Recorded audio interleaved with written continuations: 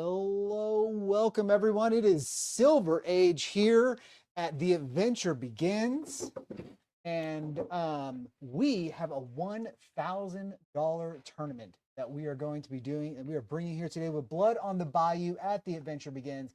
I am Josh, and I am joined today by my co Rod, what would you call myself, Rod? Rod. Welcome, Rod. And Rod, this is the first time on stream with us. Yes, it is. All right, so we have today is the release weekend of Yeah, Compendium. yes, it is. So we have a $1,000 tournament here today, which is the beginning of our Blood on the Bayou circuit series that we're going to be doing these monthly tournaments. If you do well in these tournaments, you show up, you collect points, and at the end of the 6 months, I think July is our last tournament. Okay. We have additional prizing for our top six. No, yeah, sounds good, man. I'm really excited. Not normally I play in these things, but today I decided to come in here and cast. And honestly, I mean, stage games are really fun to play, really fun to watch. Our matchup here is 5 versus 5. And so it's going to be two aggressive decks kind of pitted against each other. So do you want to go ahead and Yeah, so let's go ahead and our players can go ahead and get started here, and we have this mirror match. So so we have Phi here. So let's talk about what Phi does, right? So Phi is our Draconic Ninja hero. At the start of the game, you put a Phoenix Flame in the graveyard, which we'll talk about is super important. You can get that Phoenix Flame back from the graveyard. Draconic Chain Link that you play is going to reduce its cost by 1. So it looks like here we'll be starting out with Charles. Starting out. looks like a Fire Fist Tenant. So we're gonna be starting out here with just a Fire Fist Tenant. Yeah, so it's a 3 go again, cost 0 resources, and it gives your next Draconic attack +1 power. He's going to be leading it off with a red Brand with Cinder Claw. So he's going to come in with 4 go again, and Brand says your next attack after this is also going to be Draconic.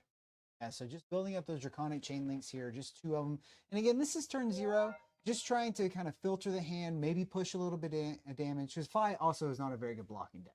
No, he's not a great blocking deck, but he's a really good aggressive deck. Wants to kind of convert his hand every turn on his turn, as opposed to converting his hand on his opponent's turn by blocking. Jaden here going to go ahead and block this out completely. Do 2 blocks, and there is now 1 card left in hand. Going to pitch for the Phoenix Flame and just send it for 1 here. Yep.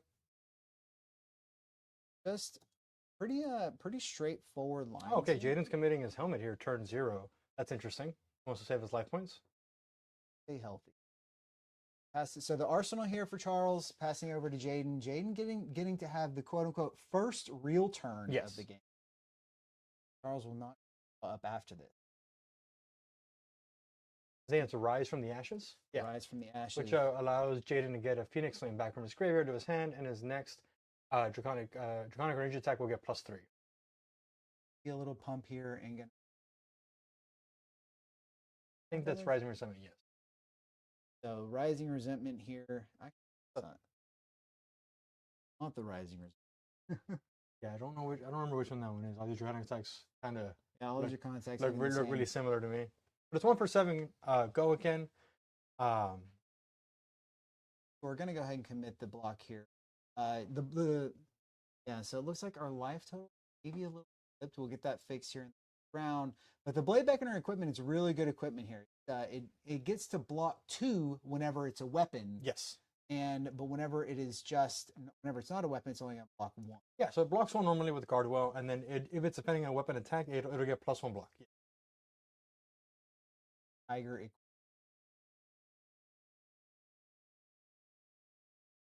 Aiden trying to decide if he's gonna arsenal. We basically does have a salt wound. Nice. So salt coming in for 4, not the biggest. Not the biggest, but it's still really good value.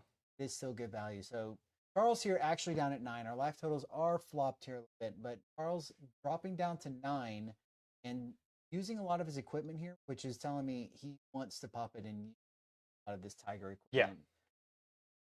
Shoving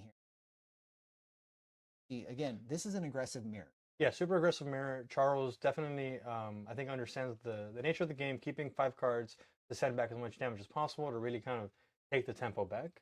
I can run a Renegade 3 go again. Get in blocks, first Chain Link.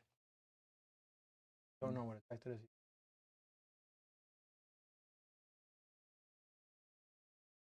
No, it's No, not. It's no, definitely no, not a that's scar it's tissue. the That was scar the tissue. assassin attack. My bad. It's Into gonna a brand. Oh, it was a Dragon Vein Loyalty, I think. yeah.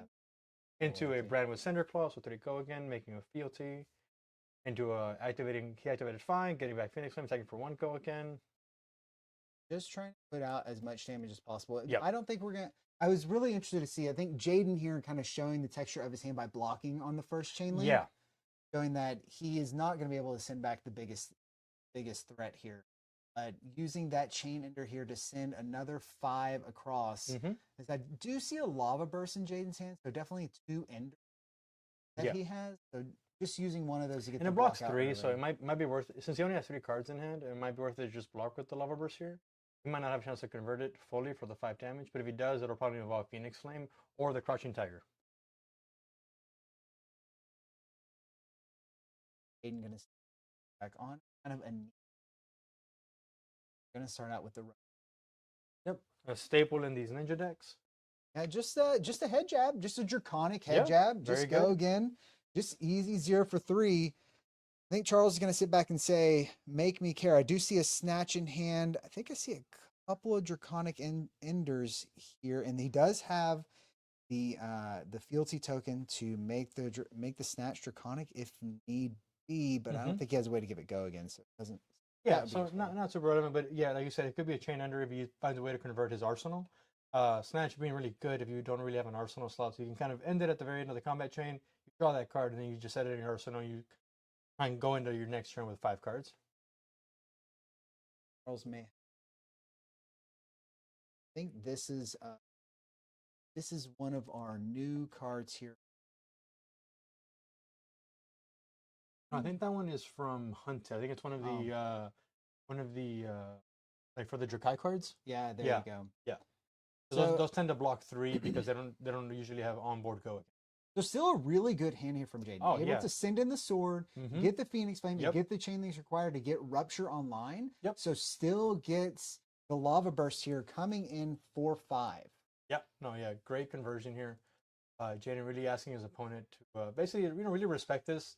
Charles is at 5, so this is lethal damage on the combat chain. So Charles does have to decide to put some cards here. And he has already blocked with all of his equipment. Definitely a Yes. hard ass cue.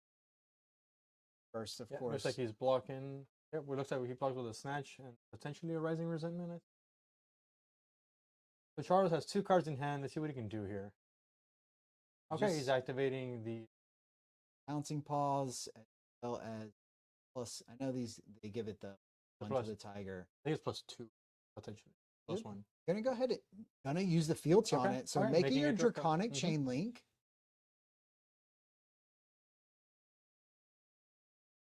This is gonna.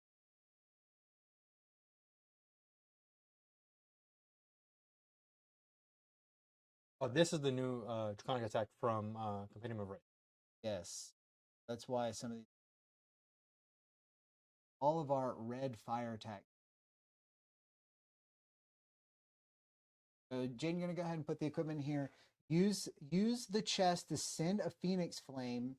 So the Phoenix Flame gonna send him down, and then getting the Lava Burst online. So that's 5. Ooh, nice, but fantastic way to end that combat chain. Yeah, it's a very good. It's a very good hand off of essentially almost nothing, but it's still not threatening lethal. So Jaden able to keep 3 cards. Looks like he blocked with a brand with Cinderclaw.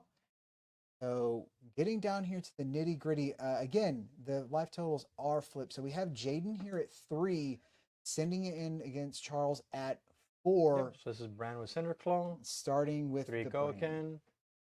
Charles immediately blocks.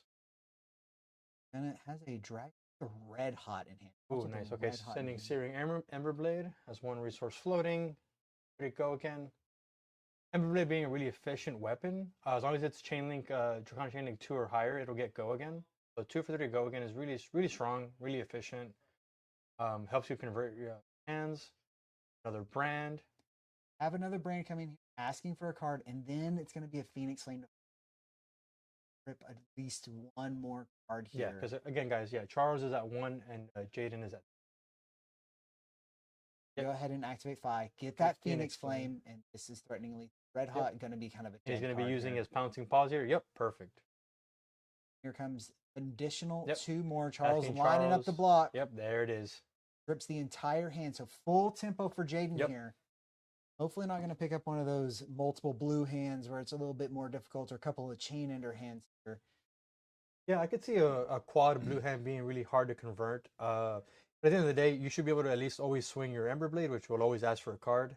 The Charos just kind of drew back up. Yeah, he had no cards in hand, couldn't really have anything in arsenal, so couldn't play anything. So it's up to Jaden to see if be able to convert his hand and kill his opponent.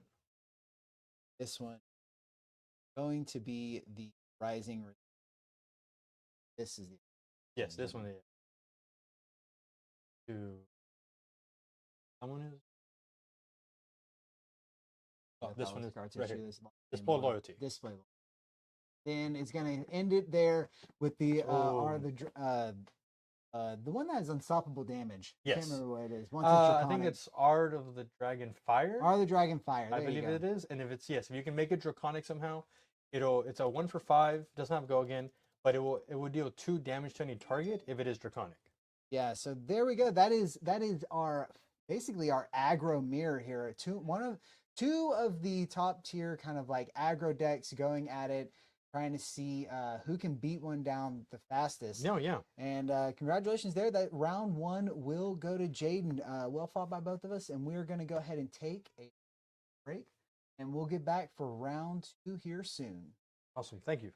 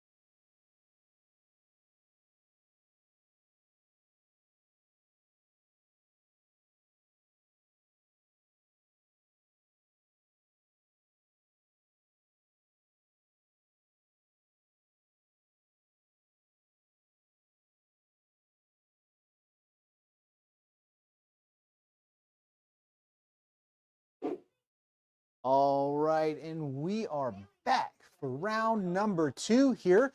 A Silver Age matchup between Michael Ramsey and Jonathan Esquivel. They're going to be playing Ira versus Vincent. A little bit of an interesting matchup here. Yeah, no, this is super interesting. So Vincent presents kind of split damage in the format.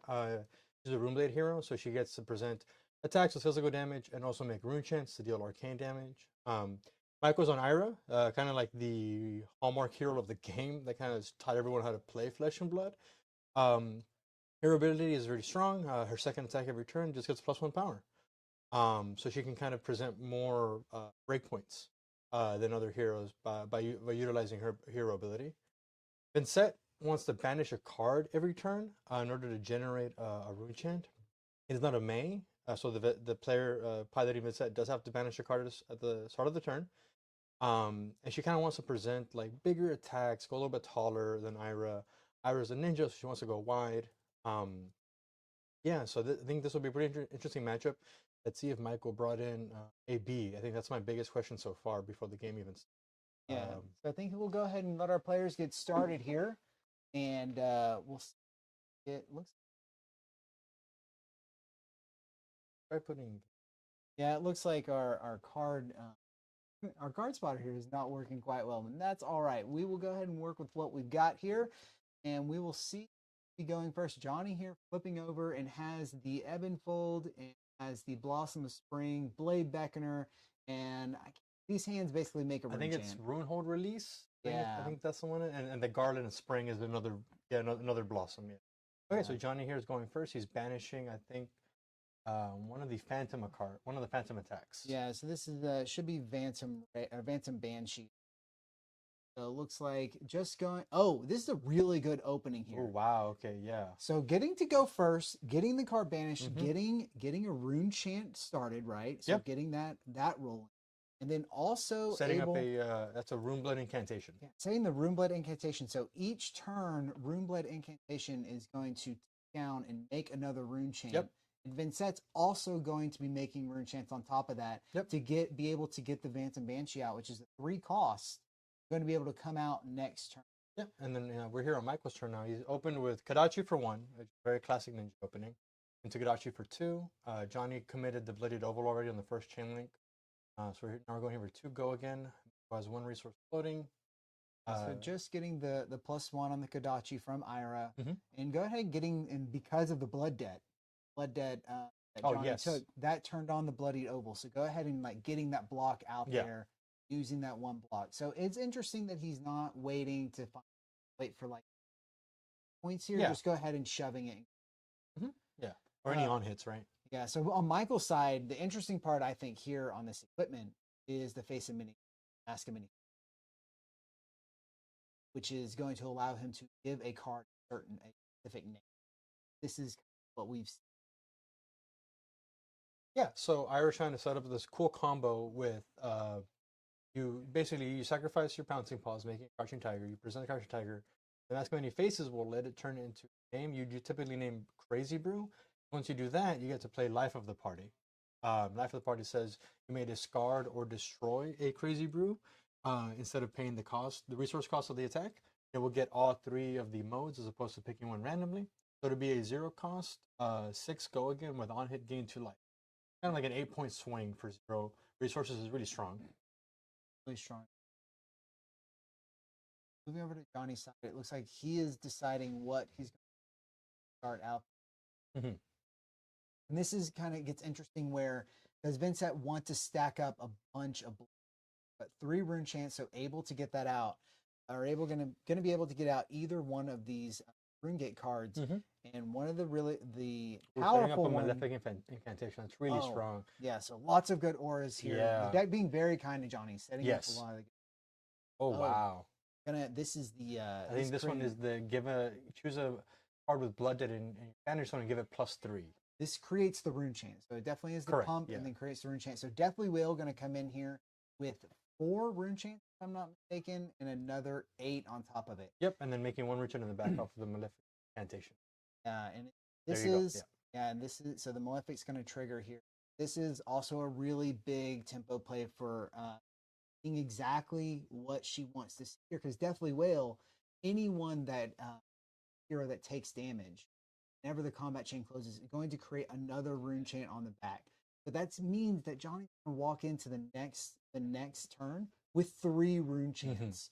So And it really, seems really here- big play. And Michael did bring Arcane Barrier. I think the chest has AB1. He was able to pitch to block 3 of the rune chants. He had to take 1 because I think Johnny paid the 1 life point from the Vincent hero power to give whenever he plays a Shadow non-attack to make the first rune chant unpreventable.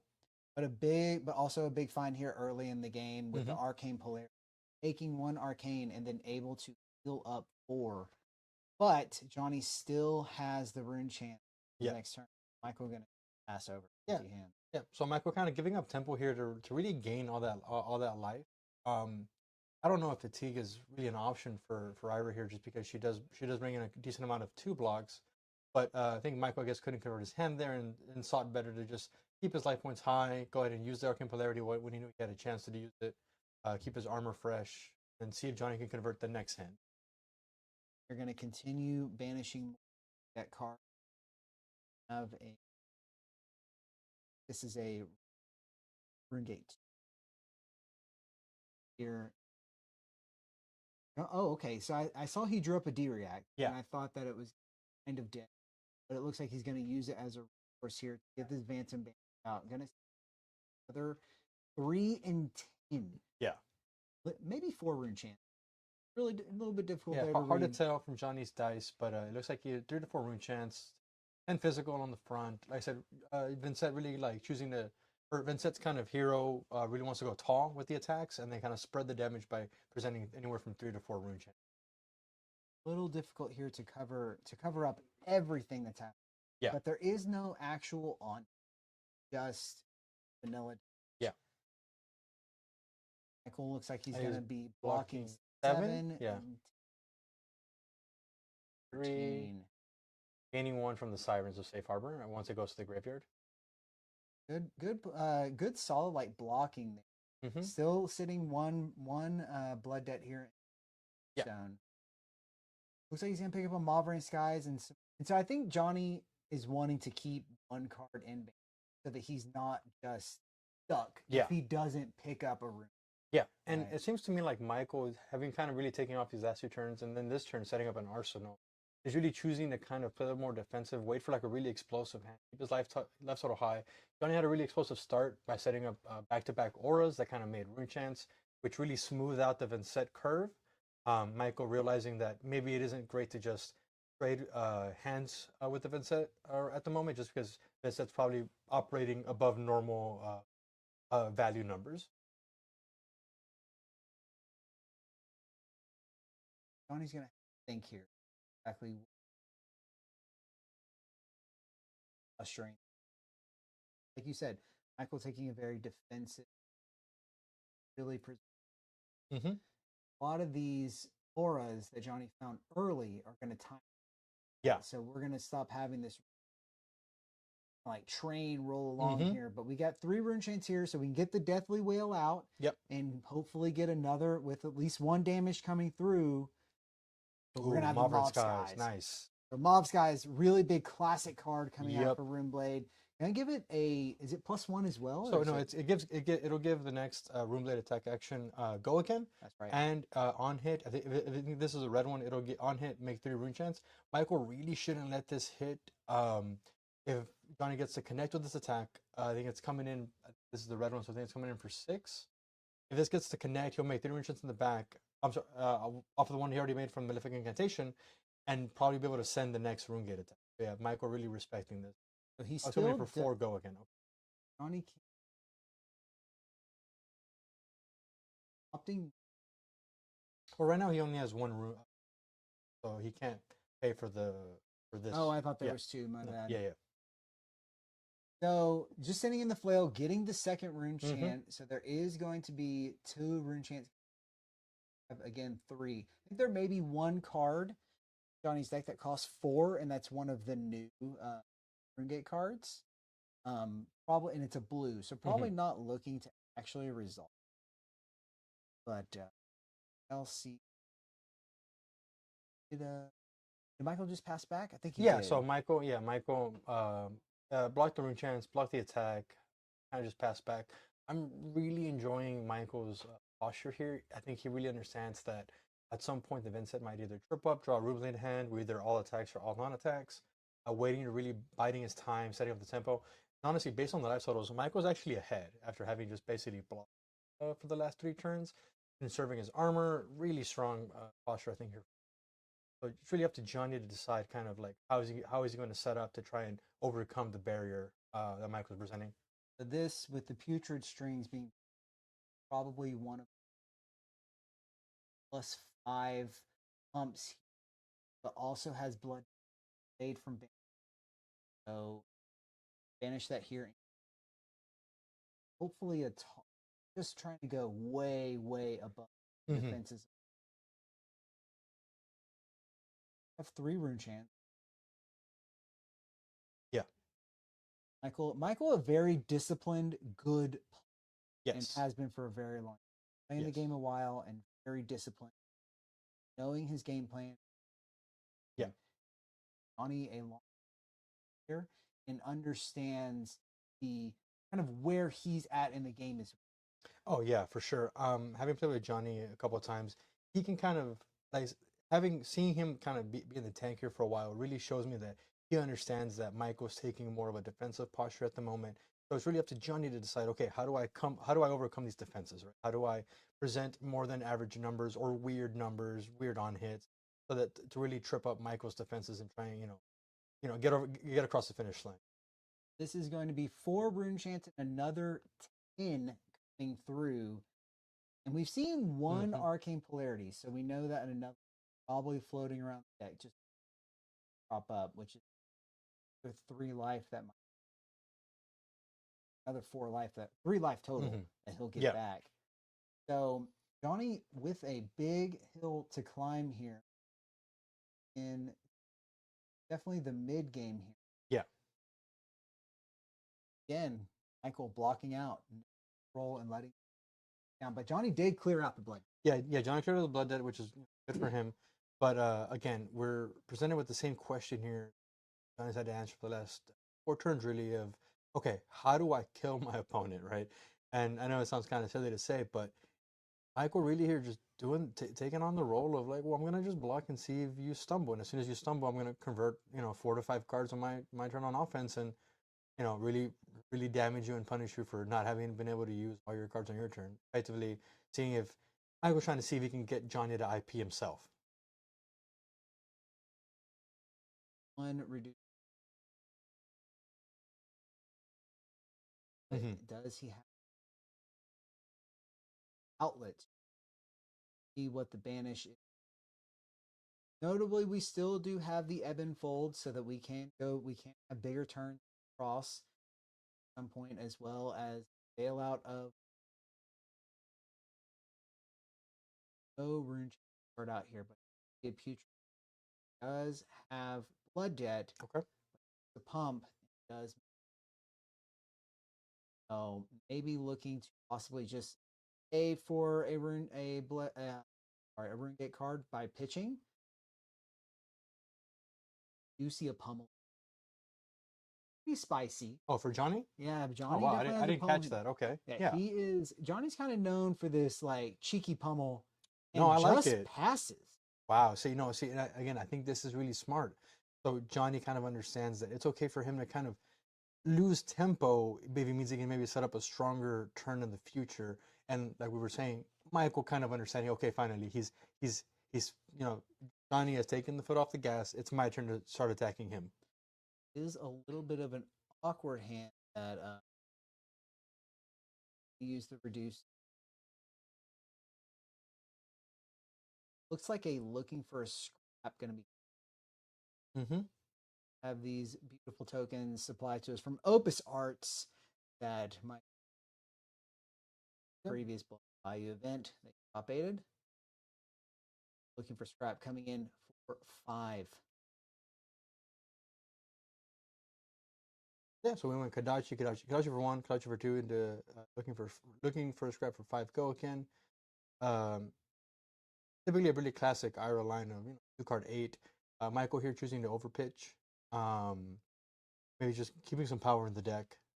Looks like we can also see that Johnny expecting more aggression from Ira. Yeah. As we see a lot of D-Reacts. Also, the sigil of suffering in hand. I think he was definitely expecting more aggression coming out from Michael, but Michael just sitting back and seeing if he can do kind of the CC problem that Vince getting. Yeah. And it's interesting here that Johnny really brought in so many of the D-Reacts. I'm not sure how many colors of reduce, but this is, I think we've seen 3 reduces so far, so multiple colors of reduce definitely in the deck. Had he known that Michael maybe would have taken a more defensive stance, he might have chosen to sideboard those out and present more aggression. But we'll see if it ends up kind of helping out. Each reduce kind of helps scale the future turns because they make a rune chant, which is really nice. Up to 3 here. Running the red and the yellow. And I think this is kind of tech for a lot of the Briars that I'm pretty sure saw a sigil of suffering. Another D-Rex is also and just gonna be death by like not very big attacks, like Dachis. The biggest attack there was a 5 coming. Since WTR, right? A Kadachi for 1 and a Kadachi for 2. That's right. And we got 4 rune chants here, and Johnny with a little bit more of a hand.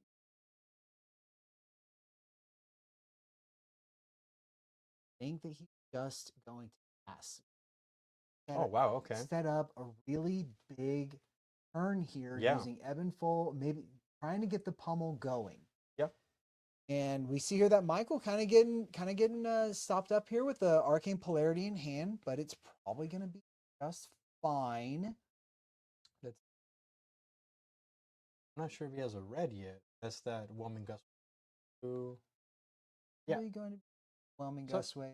One go again. 2 floating. Yeah. The Whelming going to fund Archie's. Good think about this one. Back foot here. Set up a really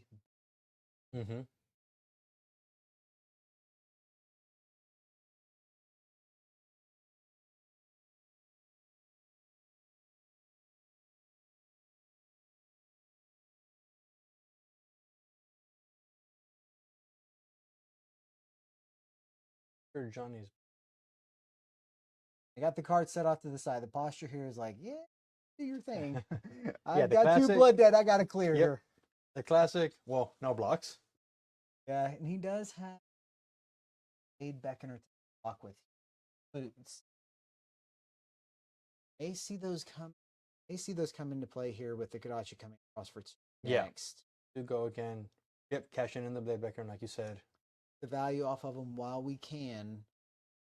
And I think that if you're kind of a poker player here, you're reading Michael's posture where he's checking all the zones, not really hesitating to send his second Kadachi, that maybe his hand isn't quite as fluid as he wants. We're cashing in the pouncing palms here, not having blocked to them, and the arms as well. Wow, okay. 2 go again. Got the 2 go again on the Tiger. Just trying to get the Tiger on the chain.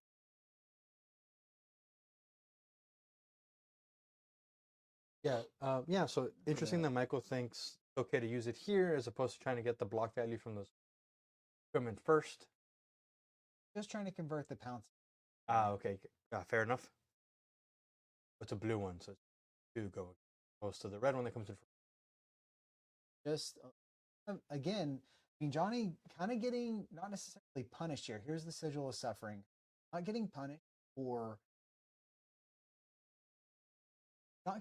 passing, really. Yeah. Because the hand is just not super great for Mike. He's going to pay him for this. This flying high kick? Brush up on our, this is our flying kick coming in.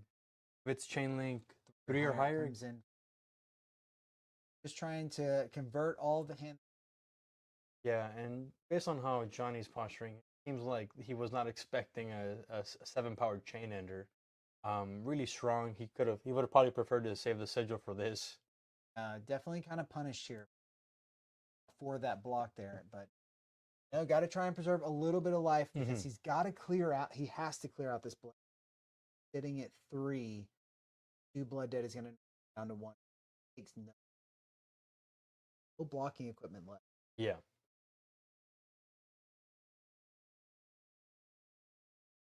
Yeah, Michael really being able to kind of convert this hand. It was a little clunky at first, but he found the line for it. Really pressure Johnny's life total. Force him to, all right, well, you need to give me some cards now. I know you've been kind of holding back for 2 turns in a row, trying to set up some big offensive overlap. But I'm glad that Michael was able to convert his hand here, really punish Johnny. We're going to see if Johnny's able to, well, block and still be able to send something. Like I said, he's got some rune gate in his advantage zone. Oh, pitching. Like Okay, I he guess made the just pitch for the okay. flying kick, Gotcha. so Okay, cost 2. gotcha. Oh, I'm glad the players were able to realize that we missed it here, but yeah. So yeah, nothing in hand, 1 card in arsenal for Michael, and just presenting 7. No go again. See what Johnny does.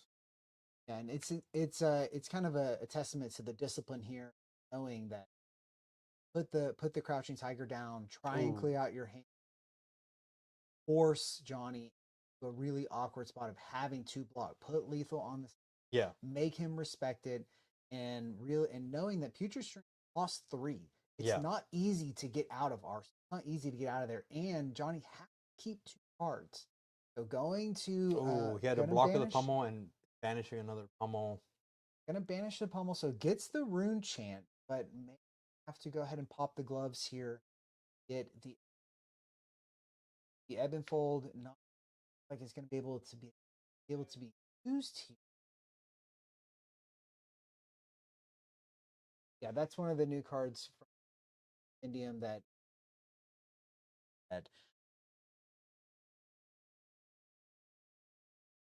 um Johnny here presenting, I think, 5 rune chants and 10 physical. but 5 and 10 still very respectable. It is again another threatening lethal, but very okay. All those Yeah. rune chants. Oh, and drawing the on the horizon here, perfect time. Johnny at 1, he is essentially Kadachi locked. We've seen this board state countless times since WTR, understanding that, well, now that I'm at 1, I have to respect every single Kadachi for the rest of the game, and that's going to eventually either whittle down your armor if you have any, or just force you to put cards in front of it. Um, so we'll see if Johnny can find a way to navigate himself out of that. It's really tough. But if anyone can do it, honestly, it's probably Rune Blades. Ooh, okay. We have Gonna be able to the wax on. wax on. Yeah. Going to be able to cover all that up and falling down. 2, 3 is Michael, but with 3 cards left, uh, Johnny getting it off Mm-hmm. of Deathly the Hollow, it's Deathly like Deathly Whales, Whale. Deathly Whales. But Kadachi for 1 coming in. Yep. Respecting this. Start respecting all this. Veteran Thorns for 5. Go again. Awkward number.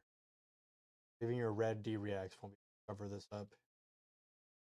This should be. Veteran Thorns. Is it the one for? Is it It's 1 for 4 normally, and then Oh, it got the +1 from the Arrow Hero ability. I'm just so used to seeing it come across for 5 because it's always on Ira's second Yeah. like that. Just assume that's its baseline stats now. Sigil of Suffering going to come out here and see if Michael can affect the 1 seeing him suffering. Get this last card. There's Tide here. Burn to Temple for 5. Blocking for 2. Yep. Sending the hand. Michael coming out the victor here. Really good game from both sides, honestly. They both kind of really understood the matchup. They both understood kind of their roles in this game. Johnny understanding that sometimes he needs to take some turns off, set up blood dead cards, trying to present offensive overlap. Michael understanding that, oh, okay, Johnny had a really strong start from the get-go. He had 2 auras set up, so maybe let me just block, preserve my life total, and once he gets like a clunky hand, attack back and kind of steal some of the tempo back. Yeah, very well played by both players.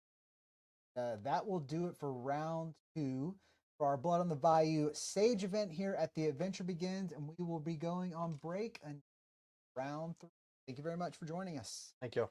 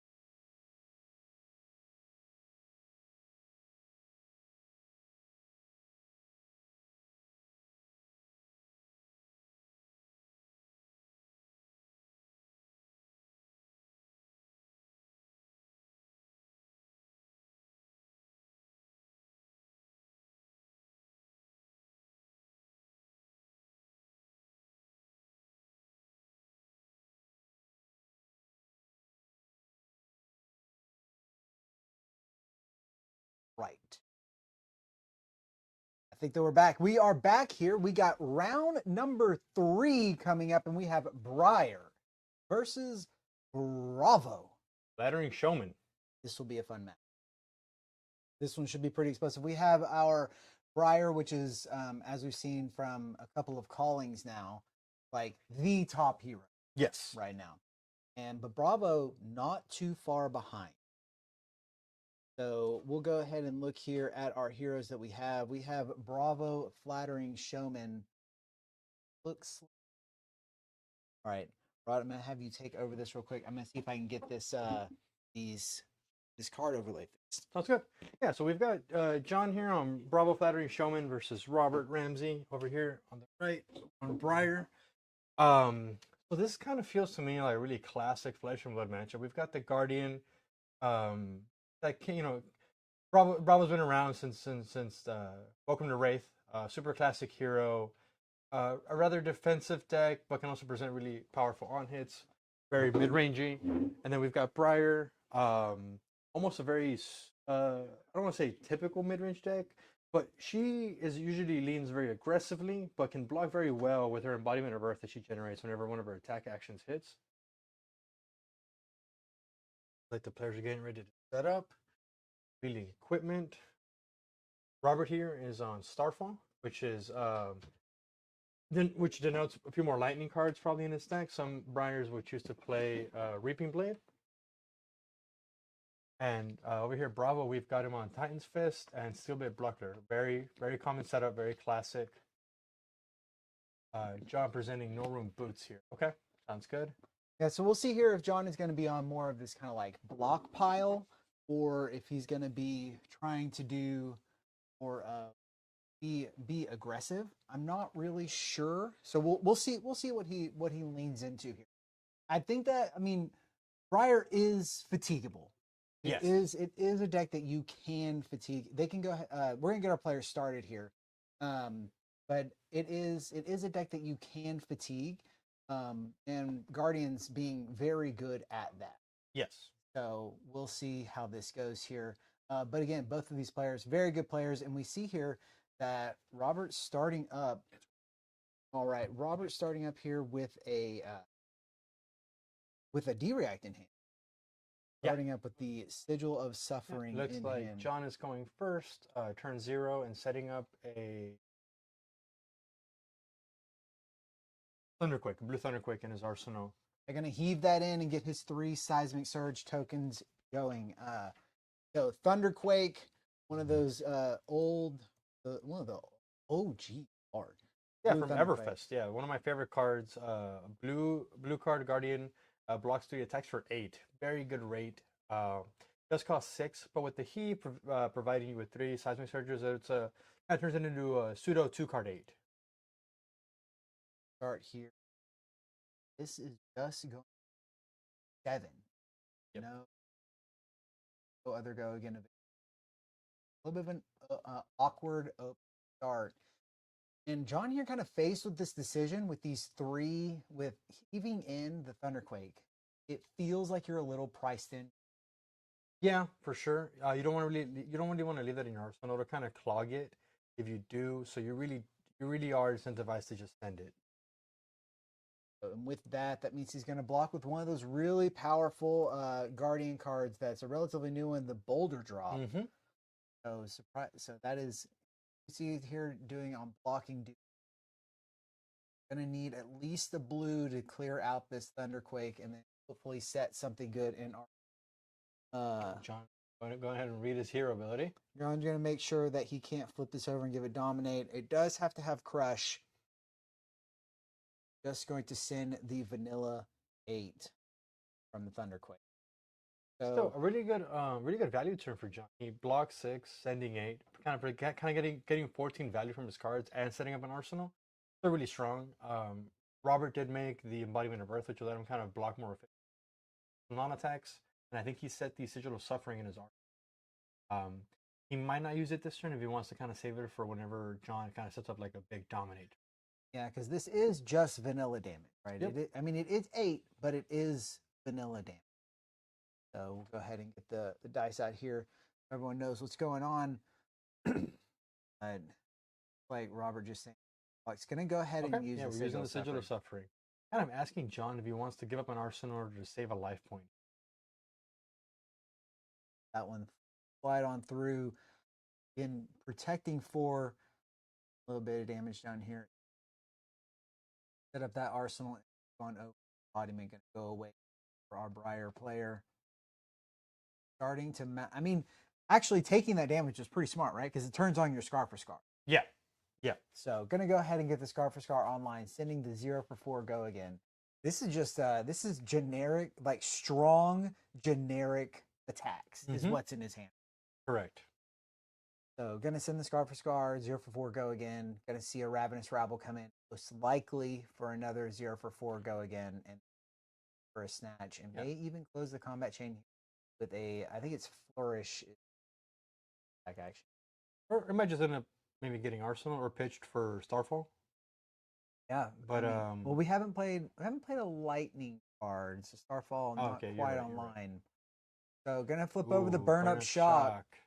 Power card, definitely one of the stronger cards in Briar. One of the strongest cards in Sage, honestly. Very powerful card. Go ahead and get some blocking out here. Cool. I think there's a Clash of Vigor. Yep. But John already knows that he does not have an. Oh, they both. And then hit Nothing the happens here. Arcane Polarity, not getting the value off of the Clash. That's a little rough. But funny enough, we know the Arcane Polarity is going to pair well into the burn up shock turn. Yeah, so it actually kind of it can make some interesting lines here of Robert saying, well, do I even send the burn up shock here, knowing that it's going to be in your hand? And just basically letting you net 3 life. So some really interesting plays and like information that comes out from these Clash cards. Again, this is a snatch for 4, but like, does it matter? Like, let him draw. Okay, take the 1. John gonna let him basically let him IP cards. Yeah. And normally snatch being a really powerful chain ender here, since you already had a card in hand, not the biggest threat.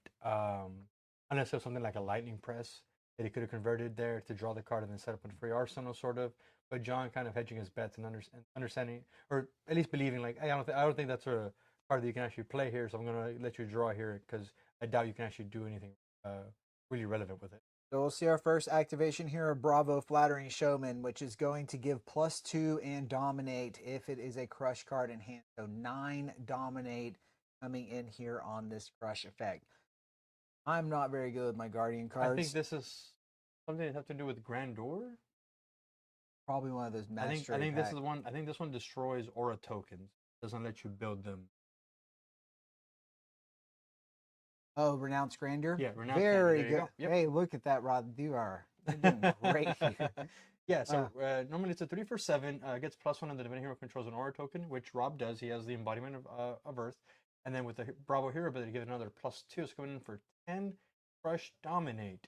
And if it crushes, it cannot generate aura tokens at all during their turn. So really strong, actually, because it means Briar won't be able to generate the embodiment of Lightning or the embodiment of Earth.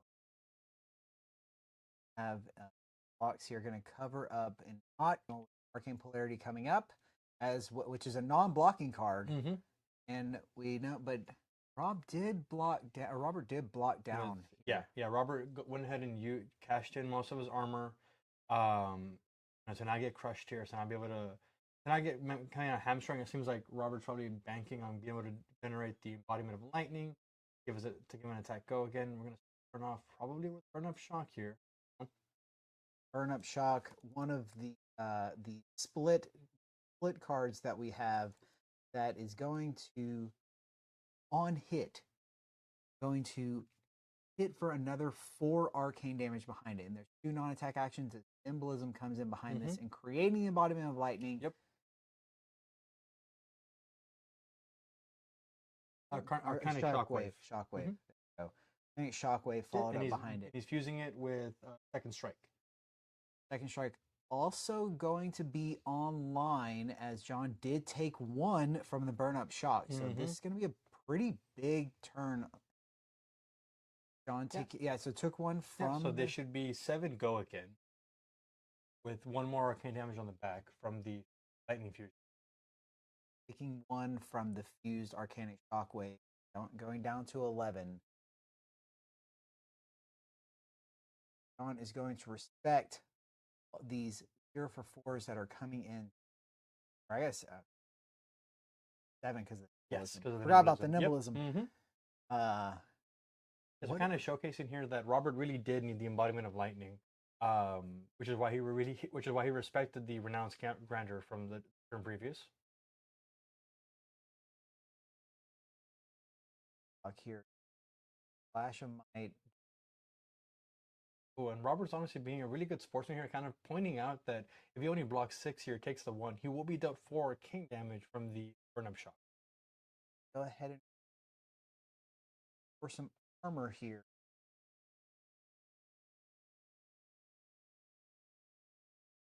To cover up 7, giving a vigor token over to his opponent. They're going to clash for might. All right. Nothing going into to 4. Robert wins a might token. missing both of the clashes so far. That makes this is a very tight matchup. Yeah. And losing 2 clashes and giving a vigor token over to Robert for the next turn. And the might token as well. Yeah, the vigor and the might is really, really unfortunate. Really tough beats here. Knowing that there's at least 1 card left. Oh, I guess he does use the... Is that a Garland of Spring? I believe that was the Garland of Spring, yes. Yeah, so sending over the Starfall, asking for another card. 2 go again. And this, again, will also trigger our burn-up shock. Yep. The burn-up shock just checks for any time the next time an attack you control hits. Again, super, super strong here.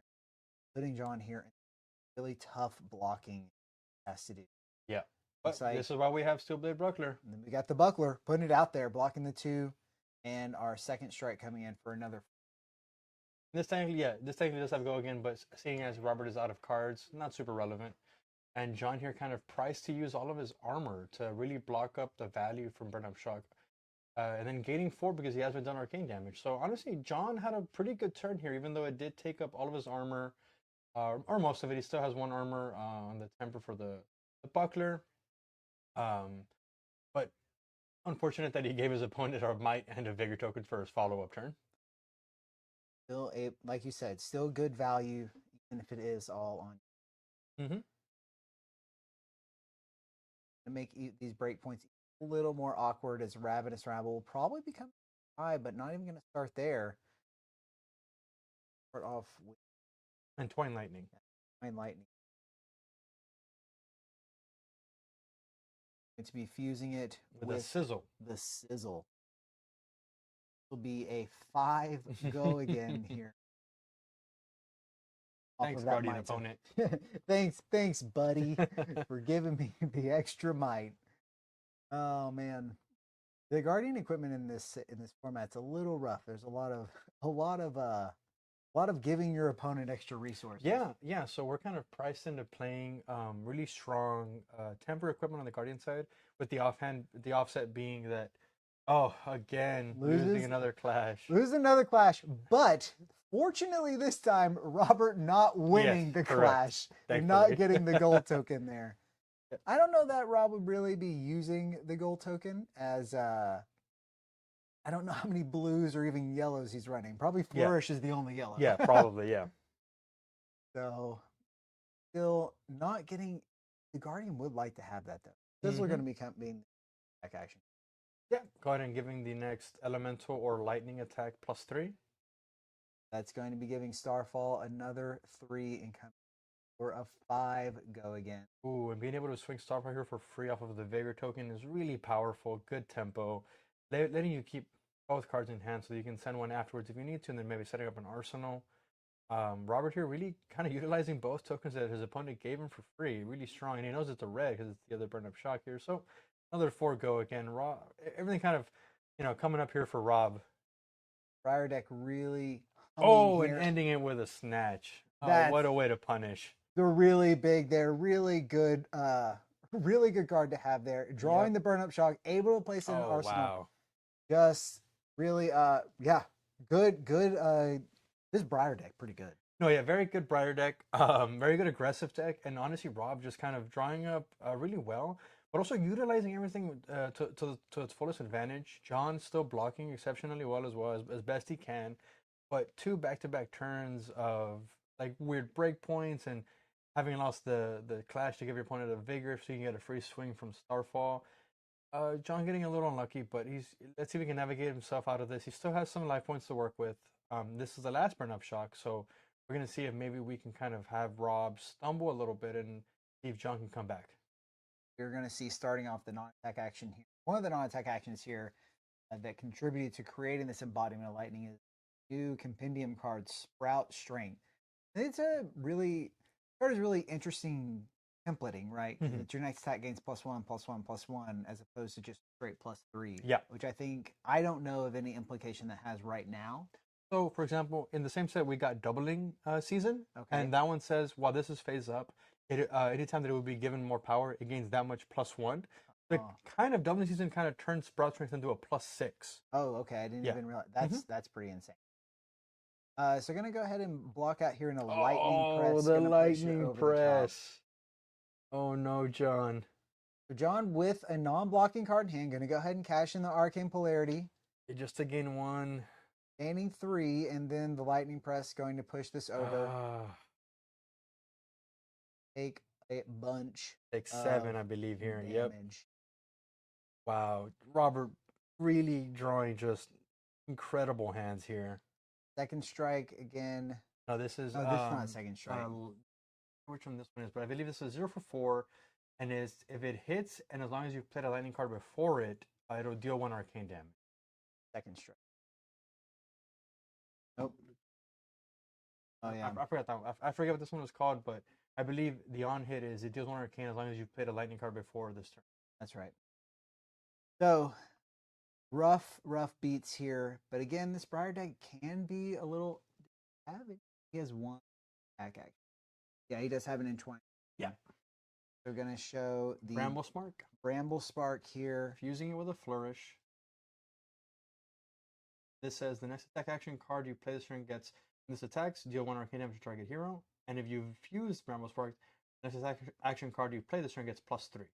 You're gonna go and play Flourish, which says the next time an attack action card you control would gain power against that much +3. I'm assuming yellow Flourish. Yep.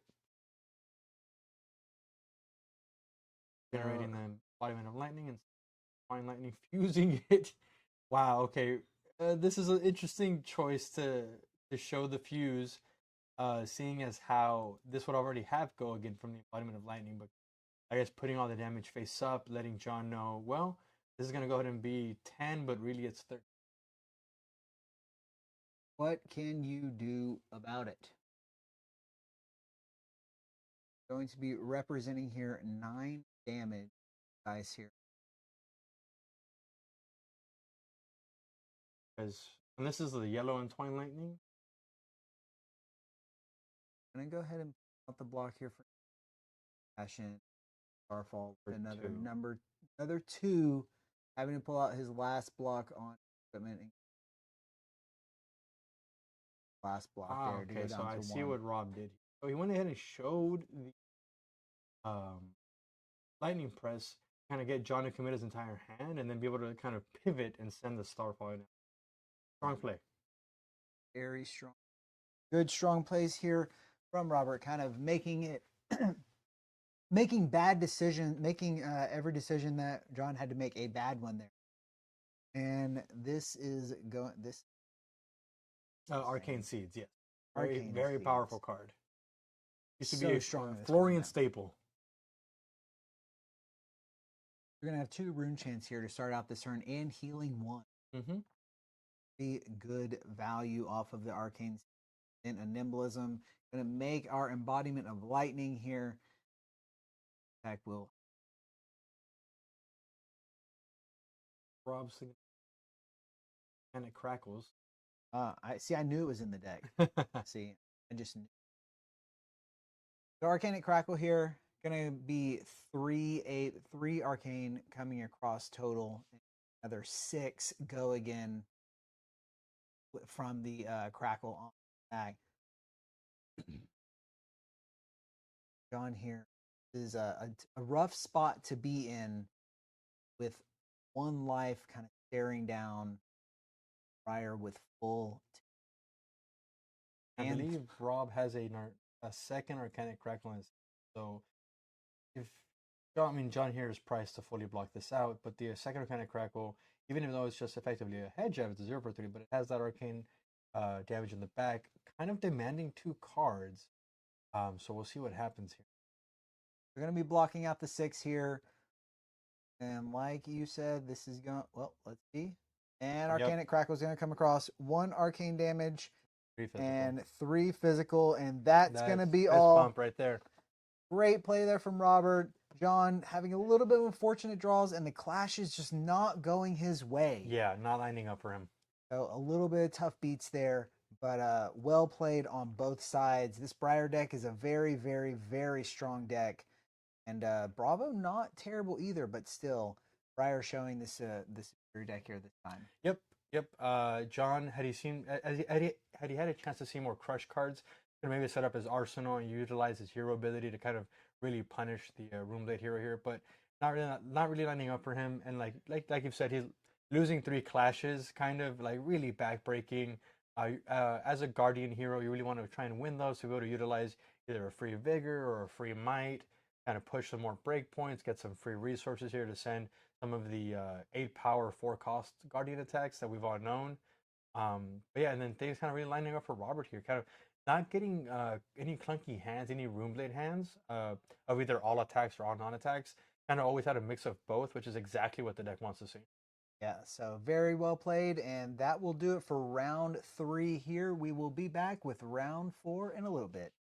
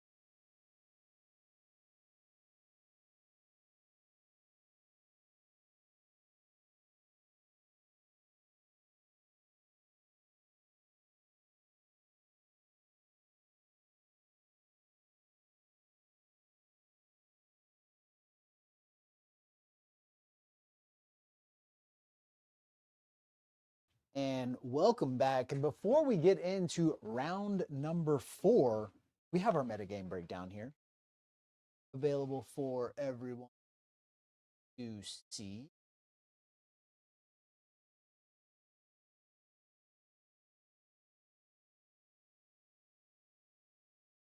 Second, let me check on something.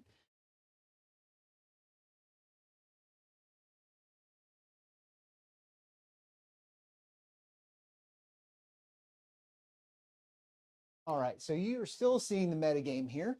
And the metagame that we have, it seems, it's pretty aggressive. Yeah, yeah. So we've got ourselves. We see see it on here. we see the players and the metagame here we're going to talk about because you are showing the audience our metagame. Oh, okay. Yeah, all right. So we see the metagame here is a little bit aggressive as it is going to be a lot of Briar. But I think the fun thing here is there's 3 Dromai.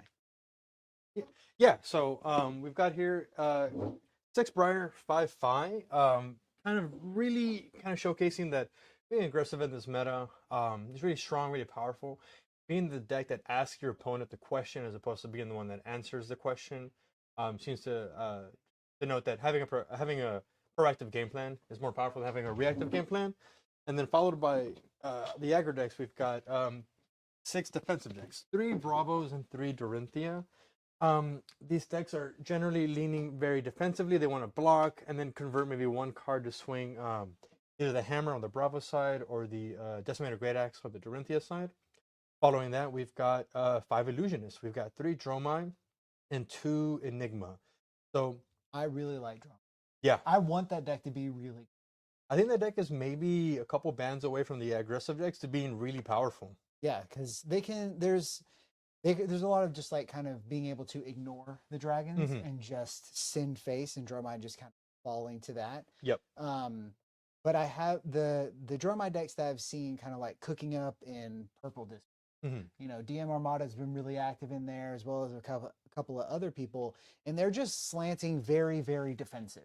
Okay, interesting. Which I think is kind of where you need to be, but also this Dromai deck is extremely ash hungry, and we don't have like Tome of Imperial Flame. We do not. No. So just getting free ash, we don't have the pitch outlet for Furnace to just get free ash. So the deck is a lot more difficult to pilot, I think, than it is in CC. Oh, for sure, for sure. I think players have had to go ahead and use Glory Seeker from heavy hitters. For sure. It is a headpiece that says instant, 3 resources, draw a card. And Dromai, effectively being a red line deck, having to pitch 3 red cards will generate 3 ash for her, draw a card. You're usually doing that on turn 0. You're going first, it's really good. Kind of lets you pitch out your cards as much as you need to get 3 ash, set up an arsenal. Very, very efficient. If your opponent's going first, it can be a little difficult if they try and punish you. But besides that, yeah, so like you said, the deck is very ash hungry. I haven't seen lists that play too many like Rake the Embers because that kind of card is ash hungry itself. It's banned.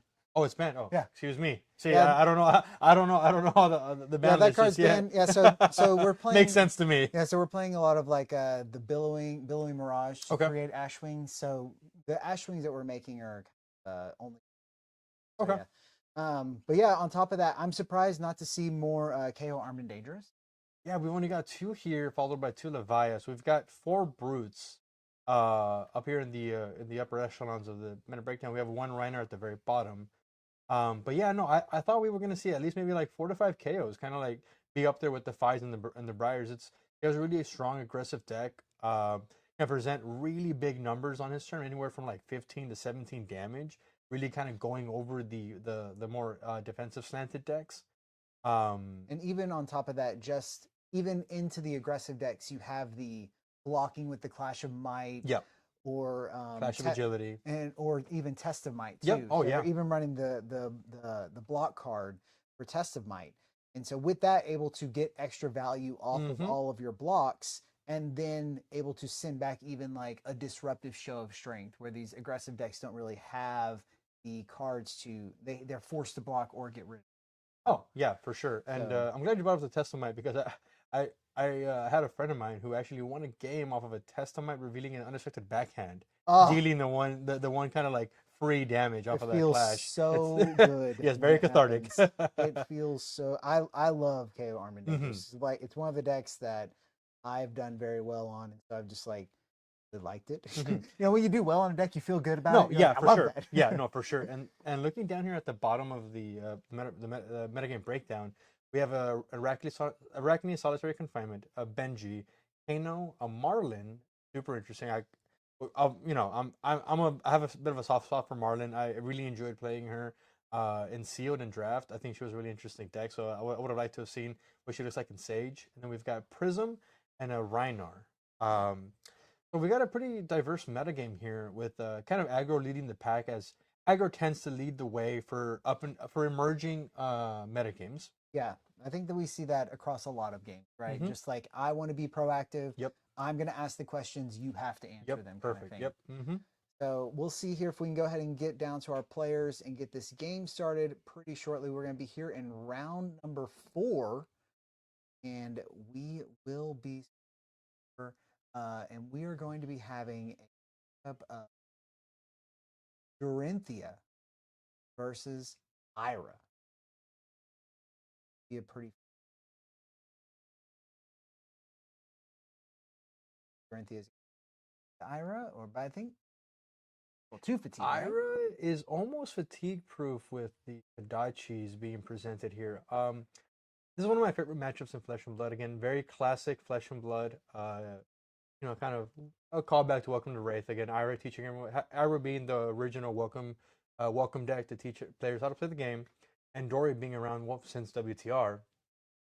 This matchup is going to be really interesting because I don't think that Ira is easily fatigable, but Dorinthia doesn't just have a bunch of do nothing cards in her deck. She does have the full suite of felling swings, which can present like really tall damage if the Ira doesn't actually pressure her life points at any point.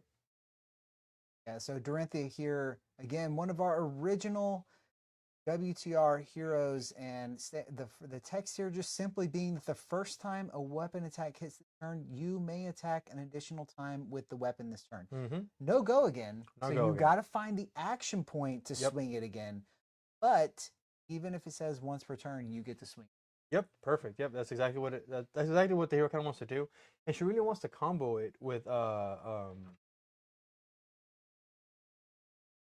All right, so a little technical difficulties here, and we're gonna figure out what is going on. Get those sorted out. It looks like our life total may be a little bit difficult to track here, but we will nonetheless do our best to keep you updated with as much information as we can. And for those who don't know, we have seen an Ira, and this Ira Mm-hmm. loadout is very similar. But we're here on the Dorinthia side. We estimated. Decimator Great Axe. What a weapon. Fantastic weapon, honestly. Very strong. So it costs 3 resources to attack. Once return action, that you've already noted, Dorinthia can kind of get over that if it's allowed to connect.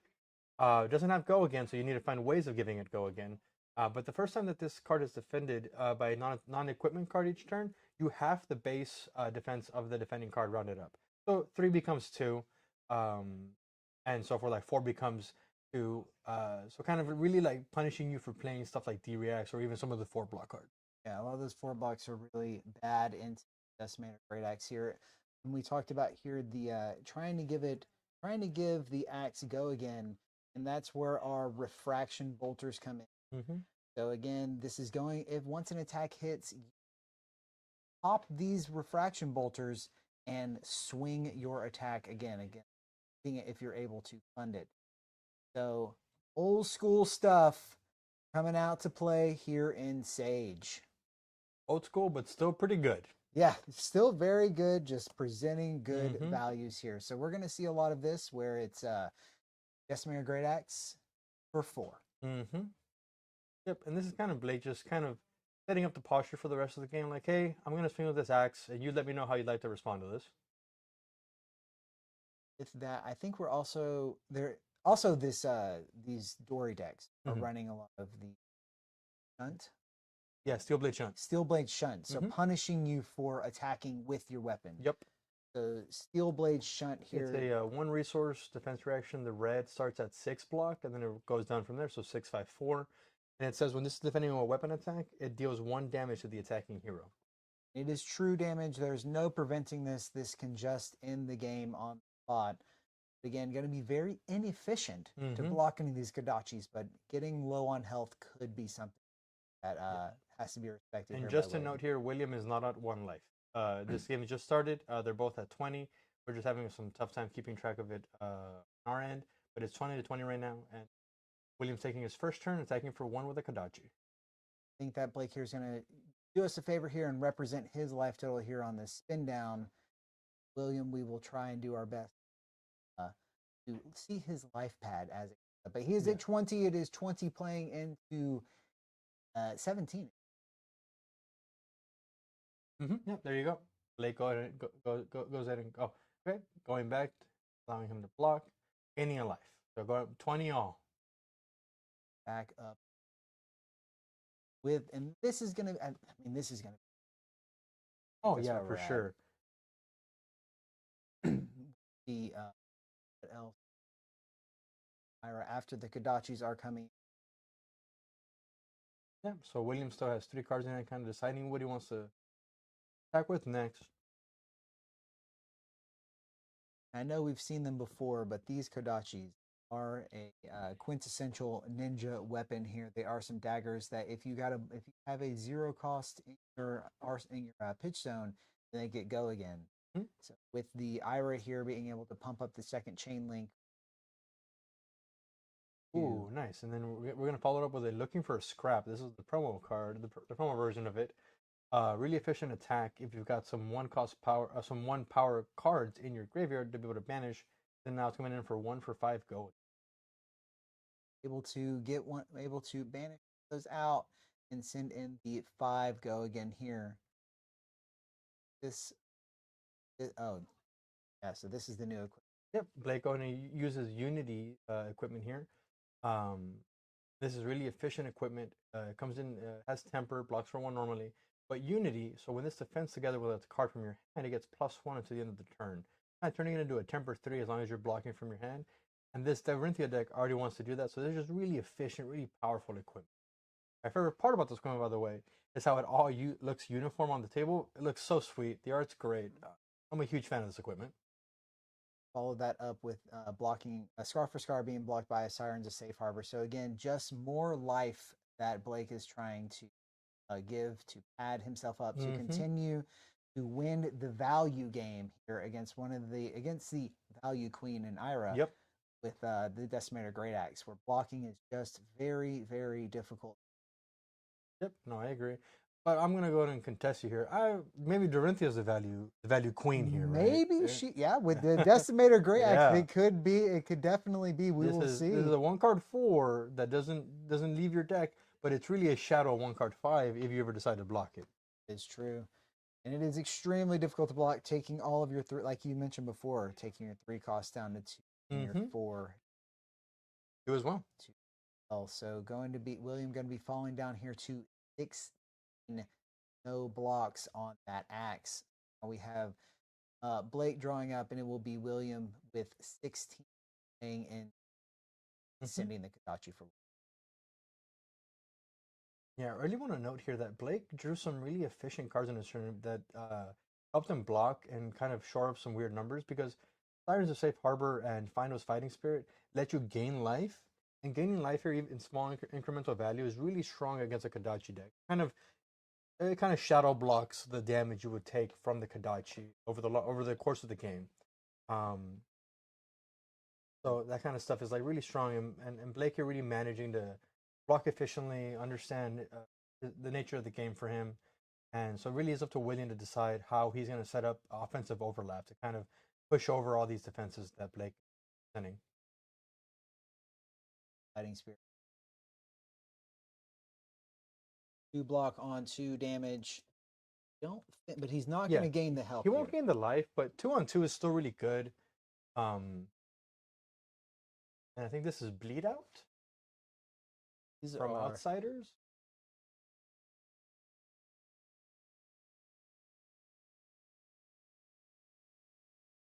Yeah, so this is 2 for 4 go again. Bleed out costs X resources less to play, where X is the total damage you've dealt with daggers this combat chain. So it costs 1 less here because he took the first Blade took the 1 damage from the first Kadachi.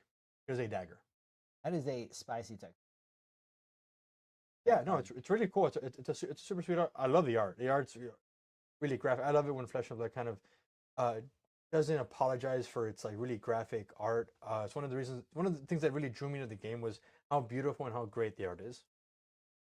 Then we will see the looking for the scrap dropping Blake 13. Mm-hmm. It should be Blake on 13 versus William here at 16. Oh, okay, cool. And so Blake here choosing to keep the sharpened steel as an offensive 3 as opposed to a defensive 3 because the card also blocks 3. But I actually really think this is a smart choice. William's kind of priced into being the aggressive deck here, and with Blake kind of having some life points to play with, I think it's smart that he's going to be like, well, I'm going to use this card to send 3 as opposed to blocking 3, and kind of really put him into the grinder early, right? Kind of once I get my opponent below sub 10, if I'm ever allowed to keep something like a red felling swing, it's going to present lethal and kind of really ask my opponent to like respect everything that I send at him.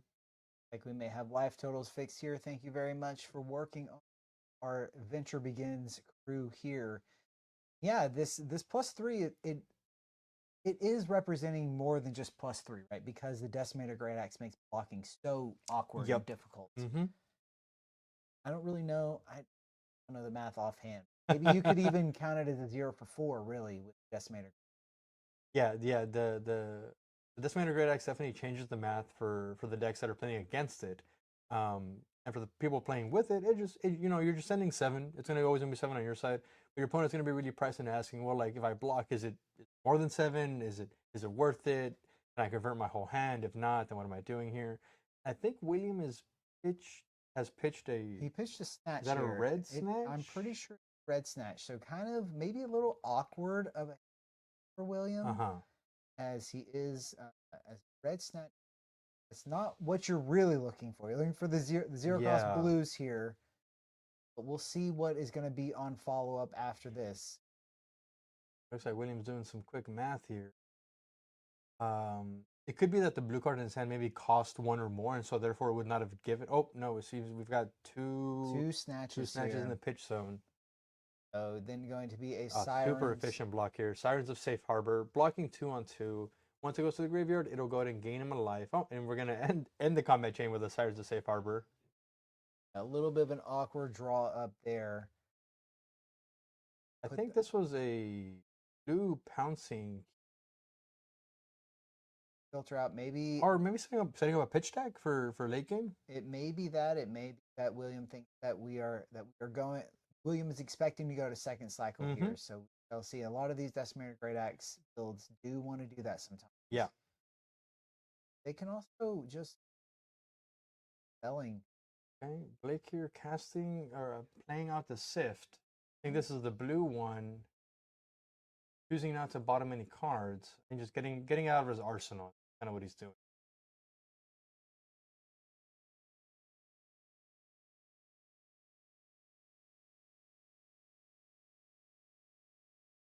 Bit of check the deck and see what's left here, as there are this deck can just all of a sudden do a lot of damage. Oh yeah, I mean so in the pitch zone right now we've got Overpower, and even in the blue version coming in for 4 over the top if you do get to play it, suddenly turns your 4 into an 8, and that can just kind of kill you out of nowhere. Story does have a lot of really powerful attack reactions if allowed to if given the space to play them out.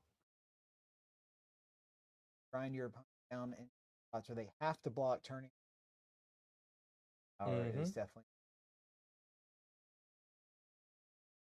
William here is in a tough spot already.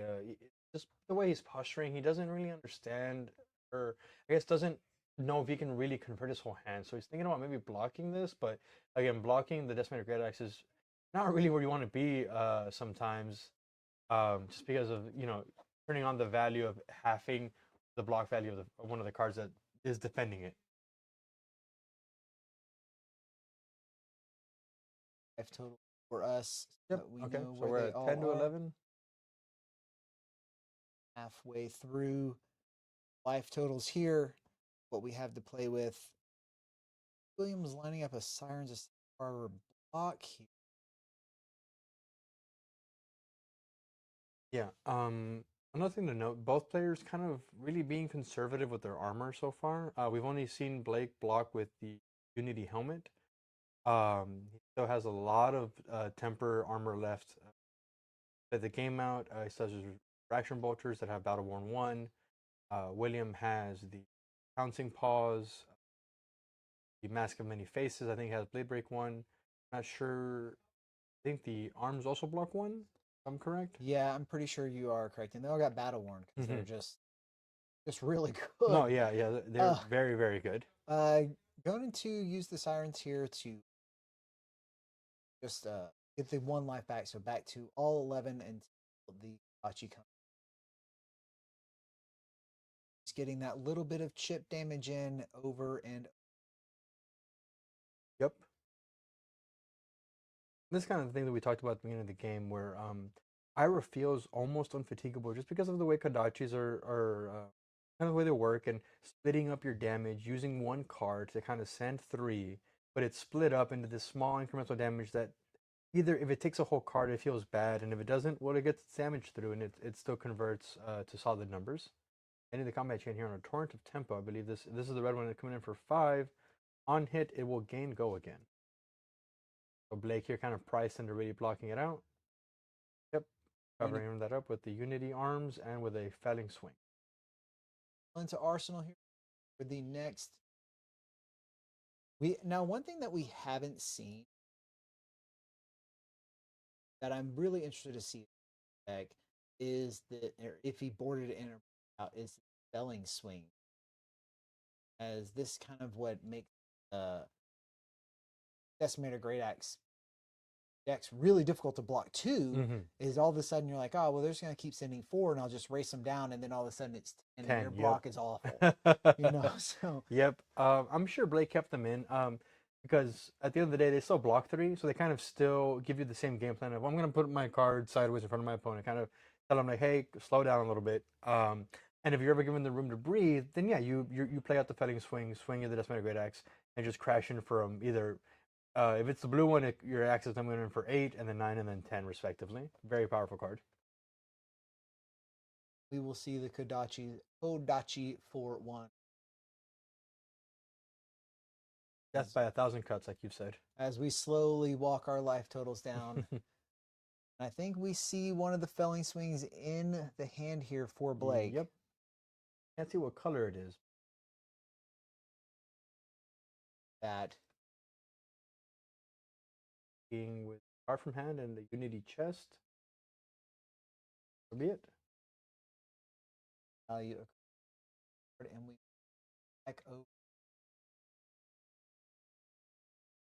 Okay, Blake here kind of given the room to breathe and lay out his cards here. Oh, he played a felling swing from Arsenal. I think that's the red one. So this should be coming in for a big 10. Kind of demanding an immediate answer from William. Is standing with 10 life left to give, where things start getting very awkward. Unfloating here. Yep, So not really threatening the overpower or anything, the complete blow. Still has to get some cards. He could have Iron Song response. Could have Iron Song response. 0 resource reprise. The red giving +3 to a weapon. It's definitely. I think that's also the deck again. Mm-hmm. It is just your block 3. Why not? Yep. William here giving 3 cards on defense. I think they all block 3. So Blake's gonna have his pick on which one he wants to make it into a 2. Suddenly now it's blocking 8 instead of 9, coming over for.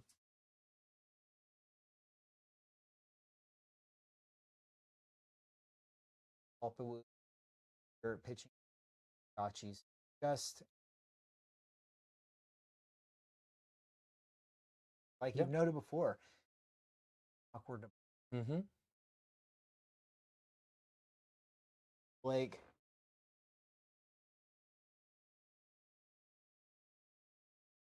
Got you coming in for 2. Pumped by Ira's hero ability. Now there is the arsenal here for William. Mm-hmm. No. Something like a snatch, it could be really strong. Yeah, and a snatch would be really good here. I think like a trapdoor. That it's just a D react 0 for 3. Yep, just 0 for 3 react.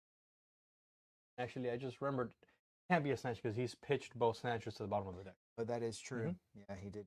Unless he's playing the yellow ones or the blue ones. He very well could be. Very spicy choice. What Blake's going to do here with his 3 cards and an arsenal. I assume it's going to have something to do with this Great Axe as another felling swing. Start asking questions. What's the other second red one? In for 10. Really putting the hurt here on Willie. Blake drawing pretty well, but also just sequencing his blocks very well. Honestly, just really like showcasing us exactly how powerful this deck is.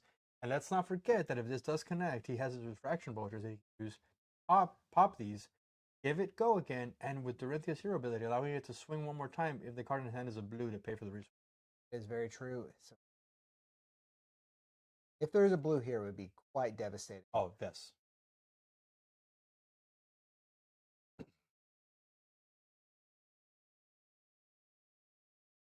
Line up the blocks here for William, kind of in the blender here. I'm not gonna does have the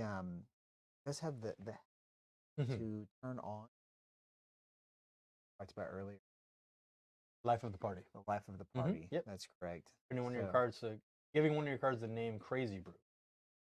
If he can pull that combo off here soon, looks like he's gonna go ahead and reach for the equipment. So maybe trying to make use of it now that it's there, or it is too late. The Art of Body Tiger blocks for 3, so go 2. So 2, 3, 4, 7.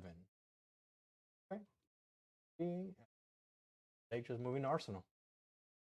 And honestly, Blake here is still advancing his game plan of eating his opponent's armor, taking 2 cards out of his hand, making it so that he can really shunt his opponent's aggressive output while keeping himself ahead on life total and really presenting himself the ability to maybe block a little less on the future turn so he can kind of send more aggressive numbers.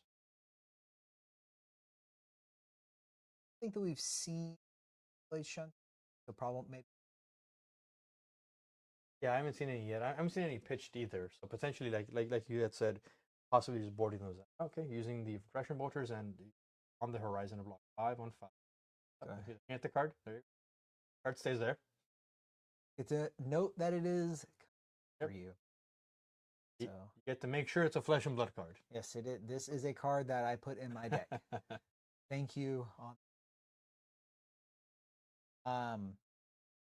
Yeah, go ahead and getting the block out of the refraction bolter. So maybe getting ready to try and use those here in the face.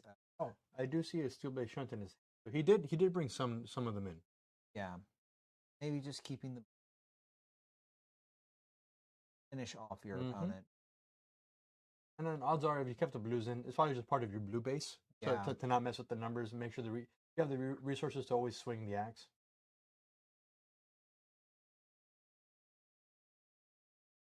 The decimated great axe coming.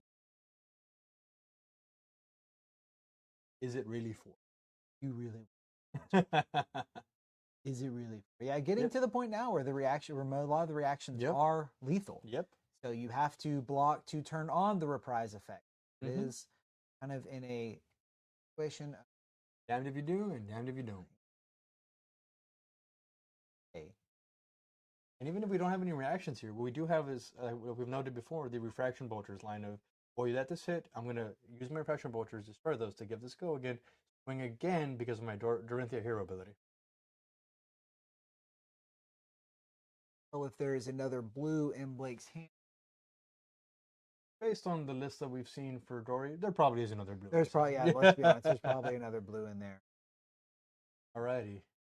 2 cards here on blocking duty, going to block the 4. Oh, the overpower coming in for +6.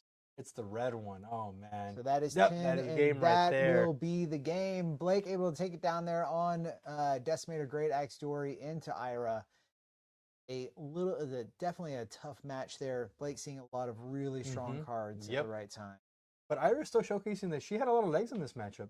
She got the Dory down to 7. Had William committed another card there, it would not have been lethal. One thing to note, and potentially Ira can always come out of nowhere and present really large hands if given the room to. All right. Well, I think that is round number 4 for us. We will be back with you round number 5.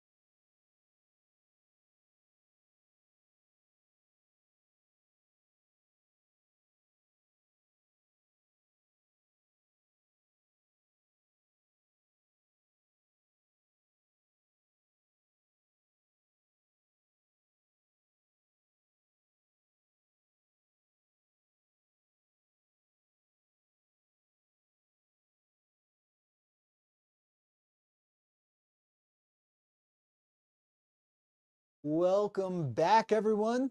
And we are here ready to bring you round number 5. And we have Gromai versus Briar here. So we've seen a Briar in here. Let's talk about this Dromai deck. Yeah, so Dromai is a Draconic Illusionist. Very redline heavy deck, like most Draconic decks are, except she's still trying to play out these dragons. They are non-attack actions that block for 3 or come in red and cost anywhere from 0 to 1, in this format at least.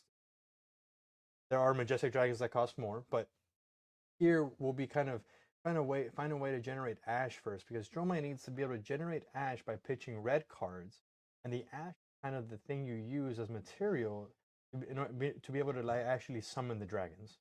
Yeah, so definitely need the Ash made before dragon down. I want to talk about this Silken Shroud, which I think is super cool. This is going to create a Ponder token Ward 1. First bit of damage that's taken will be pop it, get a Ponder token. So this Briar list here, loadout here is about the same. Yeah, Blade Reckoner, helmet, Blade Reckoner boots, Brushes of Belief in the arms, and Garling of Spring for the. Hayden started off with a Sizzle into a second strength, and we've got him playing out a Lightning Press coming in for a total 9. Nick blocked for 6 and is now activating the Seeker's Leggings. Yeah, so Seeker's Leggings, that pitch outlet that you need. It's also here going to do a little bit of work on doing the prevention of some damage, and also a lot of the ward equipment just going to be used here. But yeah, going to be just getting that first Ash on board, which is honestly the hardest one to get started. So essential. And able to sculpt the top of the deck by at least. So draw back up and start out with first board. Yep. But no one other piece of blocking equipment. Yeah, so Nick here being an illusion, kind of sacrificing illusionists kind of tend to sacrifice some of their equipment early on. And by sacrifice I mean like they tend to just not have very heavy sustainable equipment, but because it kind of gives you other offset value. So like how you noted the headpiece has Ward 1, and when it's destroyed, it creates a Ponder token, which kind of lets you draw at the end of the turn to set up an arsenal if you need to. Nick here playing out a Kyloria. Kyloria, super strong dragon here. Really snatch. Yes. So has played a red card. So Storm of Sanderkai, it is the weapon that is what gives these dragons go. All these dragons are a red card in and of themselves. They flip over, played your red card, fulfilled that clause, and now Kyloria is going to attacks. Hero for 4 on it, draw a card. So Hayden going to block that out here, that from happening. And then it's going to be followed up by another dragon, which is Genderai, which is really, really sticky dragon. Difficult. 0 for 3. Yep. Nick here really, really fully utilizing his whole hand to get the value from the Ponder token here. He drew up and did arsenal it, so kind of like almost like ending the turn with a snatch. Really powerful here. So Nick setting up with got ourselves 2 dragons. One of them, like you said, is really sticky, hard to get rid of, and a Spectral Shield. See how Hayden can do. See what Hayden can do. Kind of break over these defenses. Start here. Life. Sprout strength. Create his embodiment of lightning. Get snatch in there, and if I'm Hayden, I'm going. I want to give it go. And maybe, I guess, swinging a dragon is the best thing. Something to note here: Hayden's actually on Reaping Blade over Starfall. That is interesting. Yep. So which means he can actually clear some of the 3 health dragons if Nick is playing them. Which Yenderai is 3 health, but Hayden needs to get rid of like the quote unquote like the little like block, the free block that the Yenderai gets. Prevents the first 3 damage that after that. But this right now is a snatch for 7 with go again. One of the fundamentals of Flesh and Blood being give, snatch, go again. Yep, fundamental. Since WTR. And so, a difficult question, but it is important to know that even if Nick blocks out, if these dragons are not cleared, it's just a free swing of dragon. It costs Yep. nothing. Yep. Still very strong. Although keeping one red card and it that you can play, that Nick can play, and will enable the entire board to be swung. Looks like. I think this is for 7. That Scarf should Star be blocks 8, for yeah. 2. I think Sweeping Blow blocks for 2, maybe. Well, regardless, it seems like he blocked it out. And then Hayden go ahead and choosing to use his Garland of Spring here and sending in the Reaping Blade to the Kyloria. Definitely need to clear the Kyloria, having a draw card effect on not.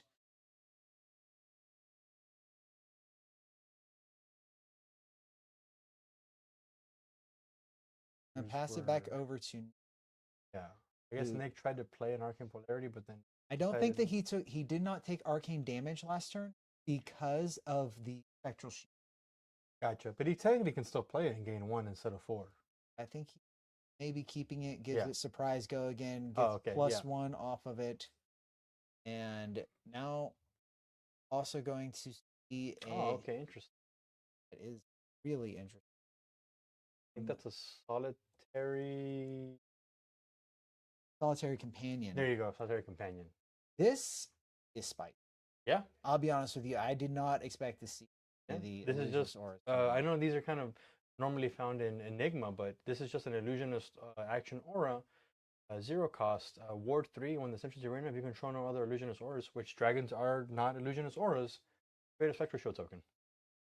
Right, so as ward 3 out and just going ward off of the spectral, the shock here from the spectral shield. And then Hayden having played a Malefic Incantation and creating the embodiment of lightning, giving the. Was that one again? Yeah, we just talked about. We just talked about this, and I'm pretty sure it's the lightning. Static shock. There. So we got there. We got there. We figured it out. I'm gonna remember this guy. Yeah. So we got a 4 go again here. Hayden notably has played a lightning card, so if this connects, it'll deal 1 arcane damage itself and the 4 arcane from the burn up shot. 3.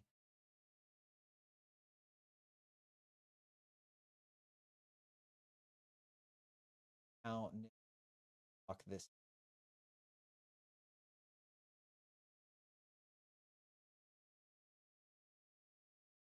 Chess piece. I think it's from Compendium.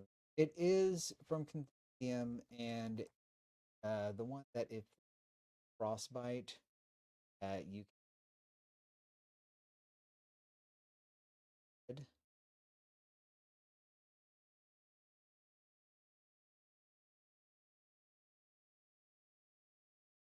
What it looks like. I think there is. It looks like Hayden connected with some amount of. With a lightning press here.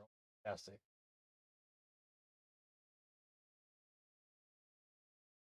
Falling down to 12.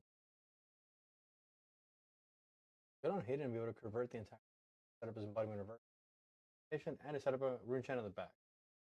Probably ending on.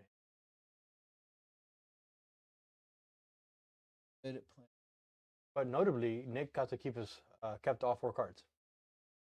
See what the clapback looks like here from Romine.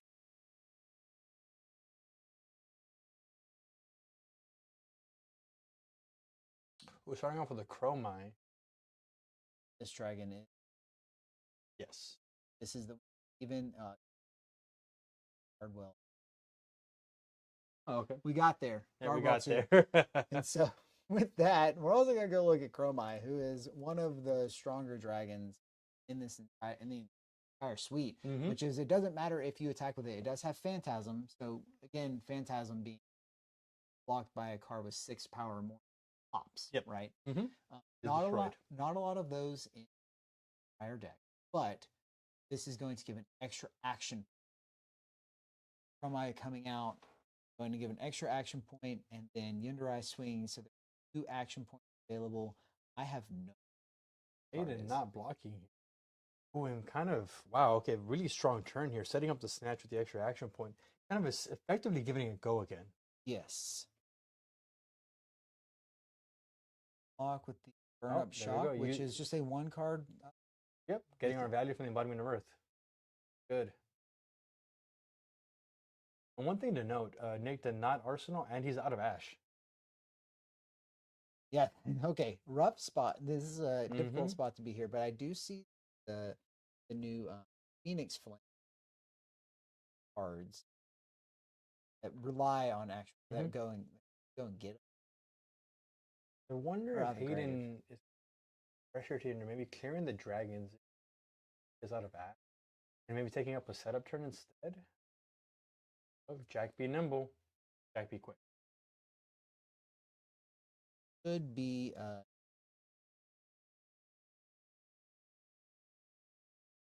Okay, and this one, 0 attacks for 3, blocks for 3. This attacks you may banish in river, which he did do, doing a +1 and go again, so going to 4 go again. And and the when this hits a flourish hero, on there. hmm, Flourish and a nimble. Huge. yep, Cross for two.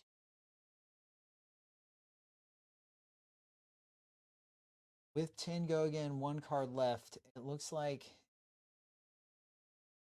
even if it completely blocks out here, as blocks out, still has at least. actually a Chroma as well, because Chroma would generate an action point. Yeah, and that's okay. You're right. So I'm working under the pretense that Reaping Blade's gonna come in and Oh, clear fair out enough. the Chroma. Yeah, fair enough. That dragon is No, so yeah, fair enough. so scary to keep around. Fair enough. But it would cost Hayden the last card in his hand. It will, and Oh, that is so we going to got a cover 10 up block, all yep, 10. on the horizon. The Yep, that's the Kyloria on Kyloria. top. Very strong dragon, Yep, and then you were going right. to clear out. So Chroma is saving 3 health for Nick. Mm-hmm. But again, notably, out of Ash. Cross with. Good call on having the Reaper Blade kill the Chromai. And this is a Yindarai, and if there's any, just going to take the 3. Does Nick have any at instant speed to give it go again? Does not. It's going to Arsenal. Pass back over. This is where it gets really difficult for the Briar player as Dromai can just block out and keep sending the Yindarai. Yindarai is one of those cards that Dromai pretty early. But another thing to note is Hayden has access to Rune Chance here if you're running them, and Nick does not have Arcane Barrier. So these are effectively pure damage. Yes. Would be interesting. Yeah, I don't know. Oh, wow, really strong here. Turn from Hayden. We're looking at a snatch with 10 go again. I'm sorry, 7 go again, and 2 Rune Chance, 1 Rune Chant in the back.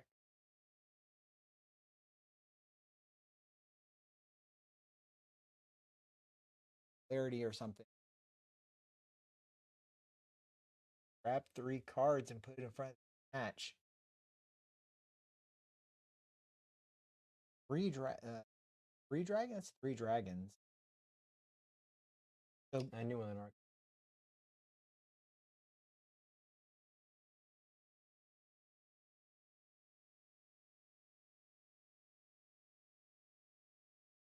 just going to take the damage. Going to try and hold on to some cards Let's here. hope to Hayden send some remembers stuff. his embodiment of Earth trigger. Does. All does. right. He got Fantastic. I forget that trigger every single time I play this deck. It's a easy trigger to miss. Yeah. Mm-hmm. All right, and Go. I think that may be the only Phoenix Flame in the deck. Yeah, a little unlucky here for Nick having to pitch the Phoenix Flame to play Flame Call Awakening, unable to search for another Phoenix.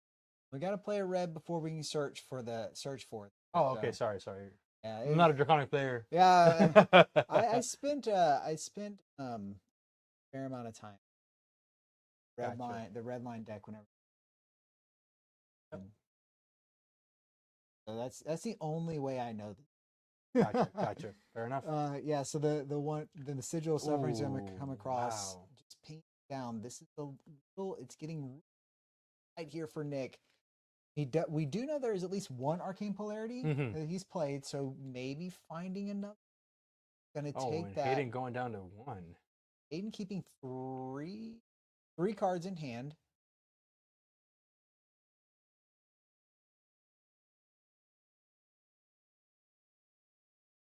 Okay, so Ravenous Rabble is going to come across for 4. Yeah, I think revealing a Skizix.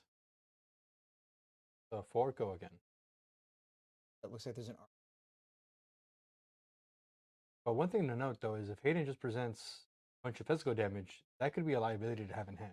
Yeah, it looks like the Arcane Polarity is just maybe one turn late because that's whenever the Malefic went away. Yeah. Mm-hmm. Yeah, so 1 turn late behind the Malefic. I like to have it there because there's incidental. I think Nick only has 6 total block in his hand. Looks like 3 2-blocks and an Arcane Polarity. Yeah, because Flame Call Awakening and I think that's Skittering Sands both block for 2. Right, popping Bridges of Belief, healing Physics, getting +2 to the attack, going into a Sizzle, going into a second strike. Got ourselves here looking like 8 damage. 8 damage. All right. What do you got, Nick? Blocking for 2. Blocks. I have Arcane Polarity, and that's Hayden gets the game. Hayden gonna get there. Super close, super tight game. Yeah, that was very, very close. And historically, Dromai struggling into aggressive decks, but even in this format, but showcasing that he has good legs here, like right, the Dromai got the premier aggro deck down to 1. Yes, I mean that's quite huge, and it's really just kind of off the back of a couple of like the Arcane Polarity, like showing up a turn late, like things like that. Like this is a very, very, very close matchup, and I think that Dromai, I think you bring Dromai trying to look for Brian. No, I mean, yeah, I can see that. I mean, just again, I don't play a ton of Dromai, but just from what I've seen here, it seems like as long as you can get some early Ash generated, get some dragons set up, that Yenderai stuck around the entire game. That was a turn 1 Yenderai and never left. That's right, and I think that you can even see with the tech that Nick brought in was he's trying to aim for or hedge into. Yep. No. So. Yep. Very cool stuff. Very interesting tech out of Nick here. Very good play, tight play for Hayden. And that will do it for round 5. And we have our final round, round 6, coming up after this.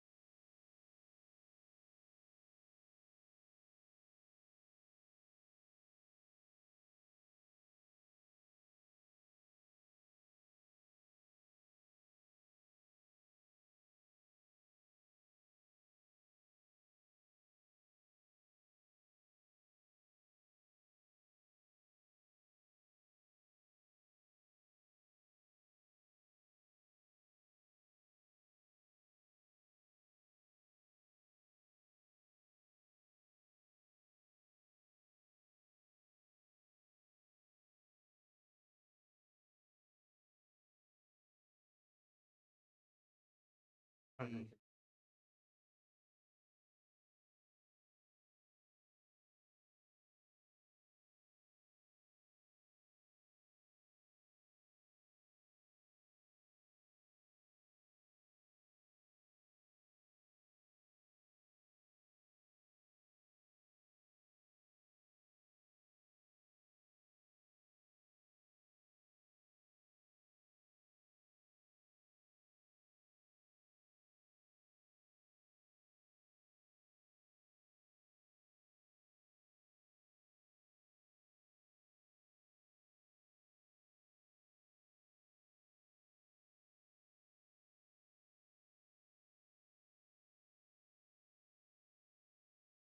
All right, and welcome back. Before round 6, if you've been watching all, and how can I would love to go play some of those. Well, we have our Blood on the Bayou Circuit series that is happening here at the Adventure Begins. It's our 2026 spring season. And today we have our Sage event with the release of Sage. And then I'm sorry, with the release of Sage and the release. Ken, Right. yes. There we go. There we go. And then our net every month we're going to be having one of these events. So our next one will be CC, and we're going to be in March doing for our PQ Vegas. So each of these events are going to be a 1K with the event pricing, as you can see here up in the top left. And if you show up to all these events, you get points. Yeah. And all your wins are going to get you points. Mm-hmm. And what do these points do for us, Rod? Well, see, these points get to transition you to our 2K circuit point pricing. So at the end of the season, we're going to have a circuit point leader, right? So for example, at this current event right now, if you get first place, you get 15 circuit points. And then once the circuit is completed towards the end of July, we'll be able to tally up all those points and give additional pricing to our top placements. So for example, for first place in the circuit point breakdown, we'll have $500 for just for doing one of Flesh and Blood events. There you go. You do well at Flesh and Blood events, you can win an additional $500. $8,000 of pricing on the line. So please come on down to the Adventure Begins if you're in the area. We're here in Conroe, Texas, and stop by and let's have some great games of Flesh and Blood. And with that, let's get to our round number 6, and we are going to be having Briar versus Enigma.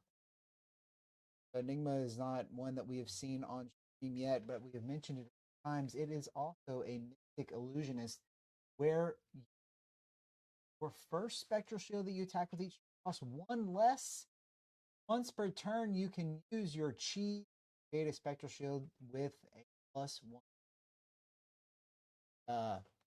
Yeah, so with the weapon, it allows you to swing items with ward, or the however much ward they have, attack damage.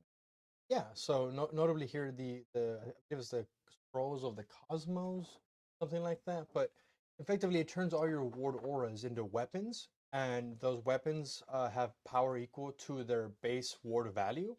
And then if you give them, if they have +1 counters, they actually get to have go again. So Enigma is trying to build up a board of multiple ward auras that have +1 counters, so that she can kind of really convert blue cards. To be able to swing multiple times. Here we're going to start seeing. But this card is 0 for 2. I know it's a 0 for 2. Aided a. I think it gets go again. Yeah, it's go again. So at instant speed, so this is a blue, and we see transcend cards in Bird's hand. So Yeah. can transcend. This is Rising Sun Setting. Sorry, yeah, Rising Sun Setting move. This one will allow you to draw a card, put a card at the bottom of your deck, transform into it. With that Chi, that's how we use our Enigma ability. At instant, create a Spectral Shield. Now with the Spectral Shield created, this gets go again on. Then go lay out the ancestral essence of ancestral body. This is a red illusionist action aura, Ward 2, and then it says when this leaves the arena, if you control no other illusionist aura, the next time you will be able to damage by a red source, you prevent it. Pretty strong card in a decks like KO, for example, who kind of try and send really big attacks. You can kind of stuff an entire attack, like an entire Wild Rider Air Fang card. Yeah, it can be a huge amount of validation come down, work around the body. There is currently 3 ward on the board with 1 rune chant cross. Notably, Bird could shoot essence of body, take that damage, therefore it leaves the arena, and then the scar for scar would be null and void. So I actually think Andrew got ahead of himself, and this rune chant is from the Malefic Incantation. So it isn't attacking. It isn't being popped just yet. It's in the That's back. correct. Yeah, it's it's afterward. Just going to be the scarf scar. And the Brother in Arms is going to make its way onto the combat chain. Going to be pitched to get the extra +2 defense on you. Yep. Going- So Jack be quick, Jack be nimble. This one is the Jack B. Yeah, presenting the 1 rune chant that was made in the back from the Malefic Incantation. He was able to banish a Nimblism from his graveyard, giving the Jack be nimble +1 power and go again.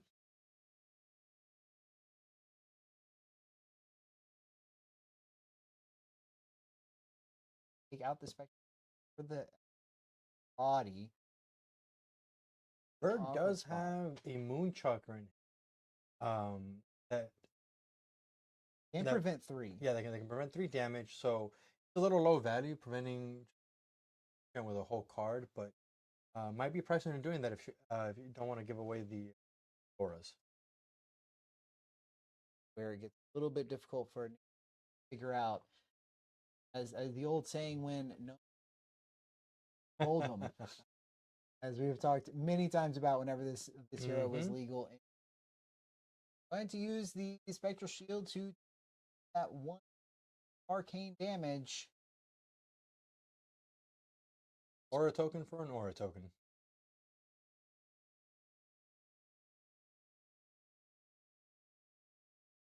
No Oasis nice. Respite. The life gain off of it, but still preventing.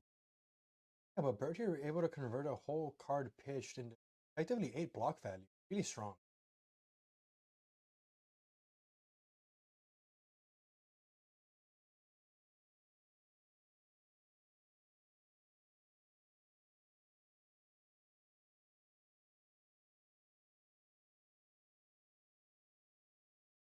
This is Astral Etching.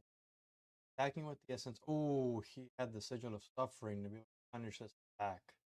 Wow. attack does not. That is 2 Sigil of Sufferings out. Yeah.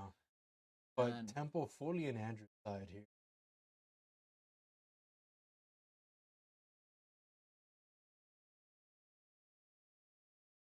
maybe they should.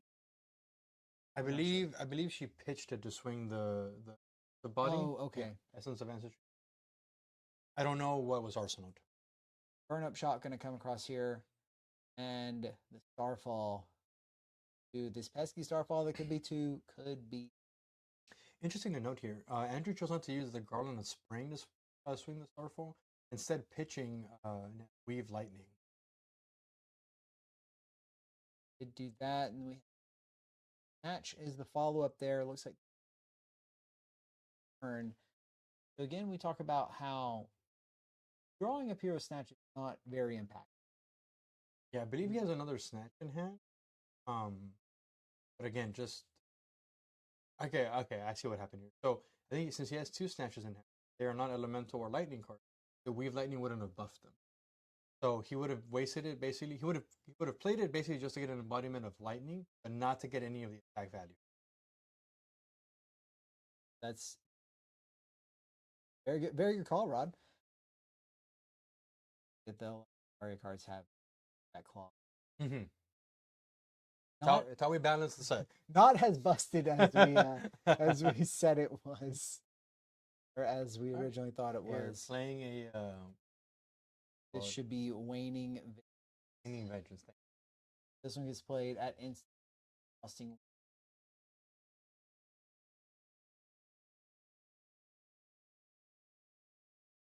Along with it, expert. Notable here, Andrew does have a rune chant kind of floating around. The rune chant will kind of eat the waning vengeance for free, since Bird does not have any arcane barrier and making a rune chant in the back. This Malefic Incantation getting a crazy amount. Yeah, a ton of value. Just able to ping off so much war. Just Mm-hmm. Moonchakra can come out and stop the any damage from Fry coming across. Mhm. As I think that the game plan really try and just block out fire as much as possible and kind of threats Yeah. to where the threat density gets so low that you're able to keep around ward.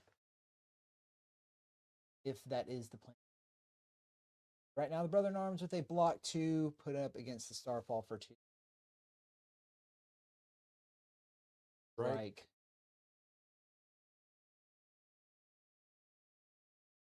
Taking Strike is so. Yeah. Very good card. What damage did? Oh, I think Bird took a damage from a rune chant earlier. That's why the second strike went in for 4. Bird Sure. having multiple brothers in arms from colors here.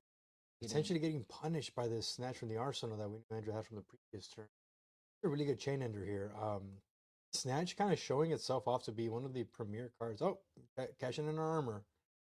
Armor with 2 floating, so able to pay for it to just cover it up nice and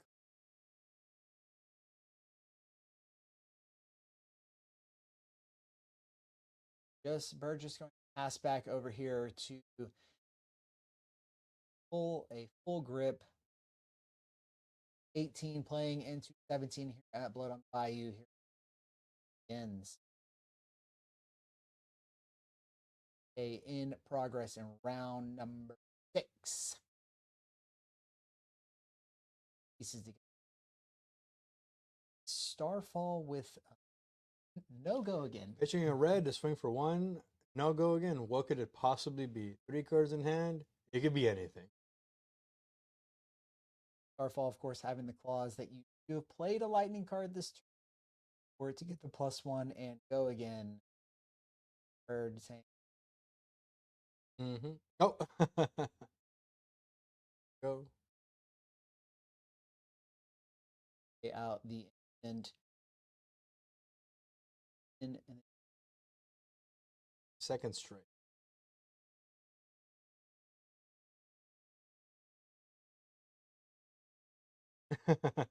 these cards Again, they all these lightning cards kind of look alike sometimes. using the unmovable to cover it up. Just going to play the Essence of Ancestry Body out and pass turn Bird. Yep. So again, just on defensive duty here. Yeah, I think it's like you said, Josh. Bird kind of taking the role of, I'm going to try and block you out and see if you can have threats later on in the game that I'll care about. On it shocks away the Ancestry Body, and I think that's a really heads up play because you don't want that effect of your red card Yeah. on your turn. And captain's call here. Can't tell if it's the blue or the red. It's the blue. A lot of times it's the blues played in this deck. Non-attack action. Followed by, is that a I always forget. lightning surge? I know it's a lightning surge. Bird, I think still has the floating prevention from a red card, or No, because it was taken out after. It was taken out at the. Gotcha. Thank you. Yeah. Oh, okay. Andrew on the Harness Lightning. That's an interesting tech card against some of the more block heavy decks here. Lightning flow card.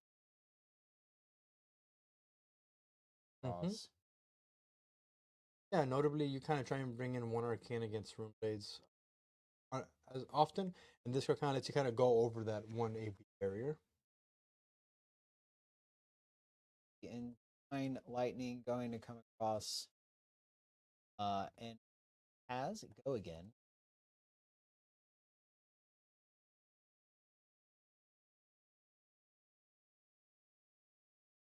Harness Lightning. Lightning was Second. We're going back up to 18 here with Oasis Respite. Heading with the pitch.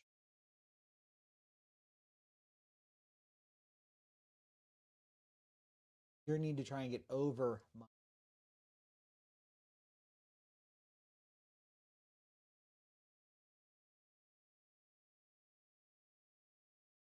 Or go. I always hit the.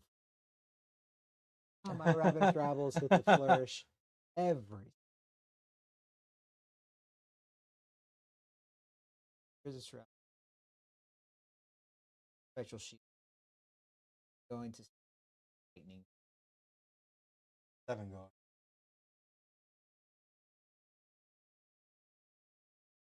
Cards left to work with. One of them being a Scar for Scar, not great arsenal target, not a great card to have in hand. Walking in. Yeah. And it throws a combat chain here, playing Arcane Seeds live. That was only his first non-attack action this turn. He went to attack, into lightning press. Did miss embodiment trick. Catch that. Okay. It's kind of difficult, right? Because basically Scarf Scar is a chain ender here. So up all night. Unless, of course, Bird would have kept some of the cards and sent damage back. Yeah. But do you really want to be in the spot where you're holding your opponent so that you can turn on your Scar? Yeah, 100%. Andrew did remember the embodiment of Earth trigger, but There ended up it not is. mattering because Bird had no cards to send back with. They have drawn up a little puzzled. Out. That is notably one of the drawbacks of playing a room. You have to kind of play a good mix of non-attacks into attacks, and if you draw too heavy on one side, you might not be able to present as much damage. And a deck like Enigma being kind of really heavy blue-based deck makes it so that your curve is a lot more easier to smooth out because of how many resources are in your hand. Art.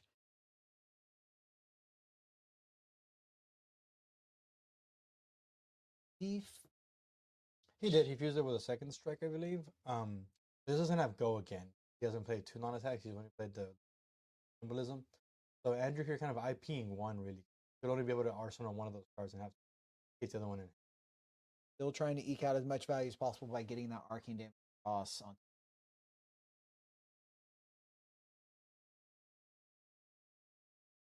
Bird here deciding to block with it. I believe this is the Look Tough I think promo. it's Yeah, look tough promo. 3 for 7.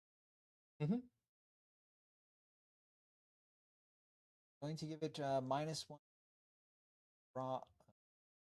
Yeah. That and then have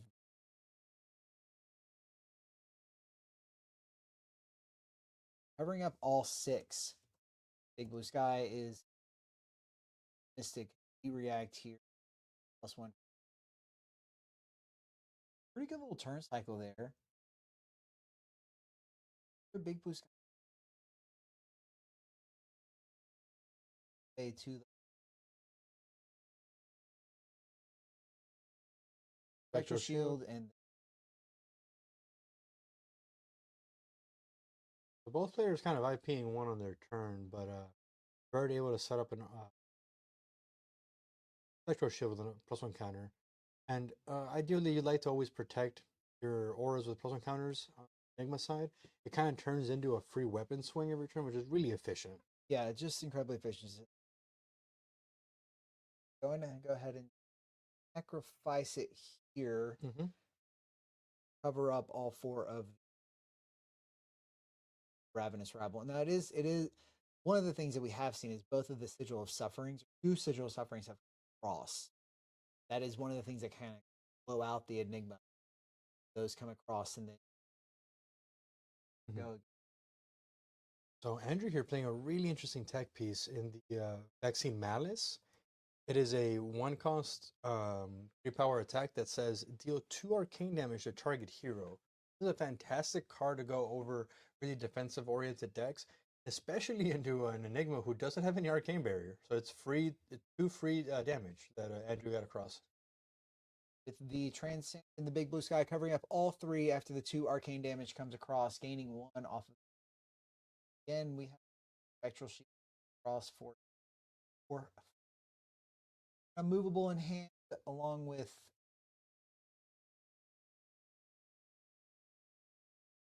I think that's Phantasmal Haze. Phantasmal Haze. Yeah, there you Phantasmal Haze. go. I think is Phantasmal Haze in the Yes. There you go. Yeah, Yeah. that's the 3 for 9. Yeah. That should not be insane. That would be way too good. Little broken. Yeah, it'd be a little busted. If Bird has a deck, we need it immediately. So Sizzler going to be coming across here within trying. Used here 7.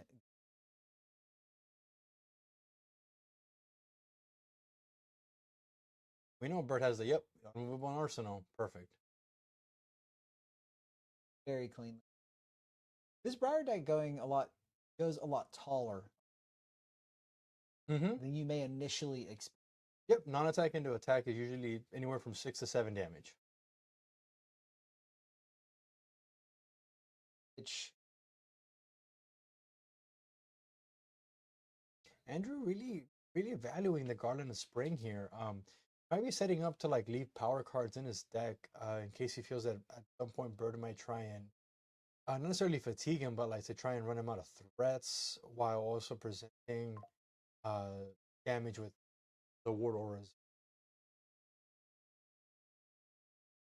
another Malefic incantation coming. Oh no, never mind. What happened there? Andrew... Oh, he used the boot. He used the gloves. Oh, okay, yeah, the new Guardwheel 2 from Compendium. Yeah. So in order to put an aura back on his deck, so knowing that arcane damage is basically true damage in a bird. Good. And notably, I think the gloves added they put it back in your hand, but they don't have go again. So activating it effectively ends your turn. There you go. So I guess putting it back on. Yeah, basically back on top of the deck. Yeah, just about, yes.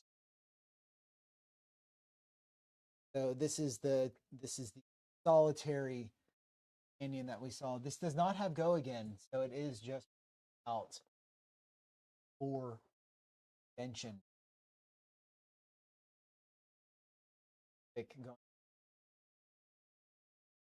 Very cool to be able to just recycle this. Life going to generate 2 more. We're going to generate 2 more rune chains. Again, representing about 5. I guess 5 damage. Get rid of the cross and just spectral shield.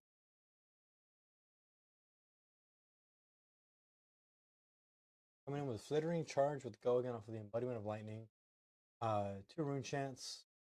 Got a bird pitching a cheat and make a spectral shield to be able to eat up both rune chants and then 1 in the back. Now we still have those 4 physical.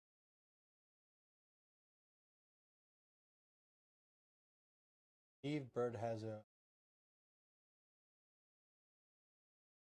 cleanly cover this up, but choosing to use the ward 2 instead.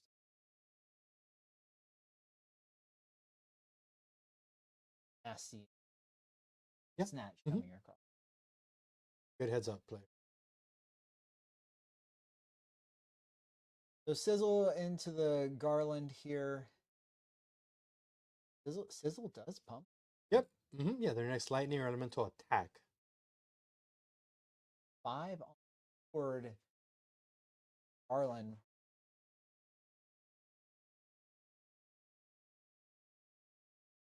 See.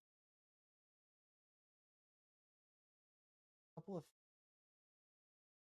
6. Covering 6 on 5. Years of Surreality and Enigma Chimera. Bird keeping the On the Horizon in hand, I believe. I could be able to use. Oh, yeah, I mean, because you can't really arsenal that. So IPing 1 effectively. Still be able to use the card of their arsenal, set up Solitary Companion. efficiently. Big life disparity, but it's not always about that. Sometimes it's about getting out of the deck. Ooh, this is a good line right here. Weave lightning into lightning surge from the arsenal, giving lightning surge go again and +3, so 7 go again and 1 reach into the back. On the horizon with another 3 block here to 7. The threat density here that Andrew has left, or just look for a Nimblism to send a Jack B quick. Go again. Or go again. Board getting extra getting pink. Rune Chant. Mm-hmm. Brother in Arms coming down to protect this etching deck. Yeah. That is probably one.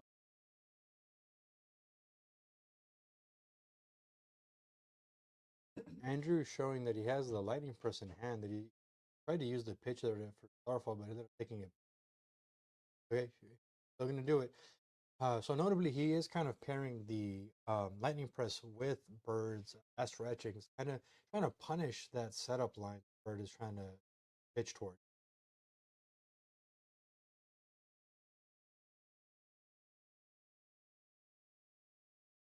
These arms are so good. This arm piece, unyielding grasp, I believe.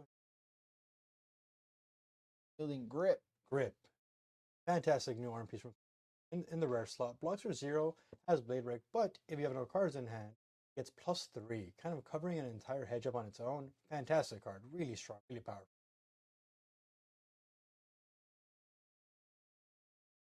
Equipment. This is a flittering.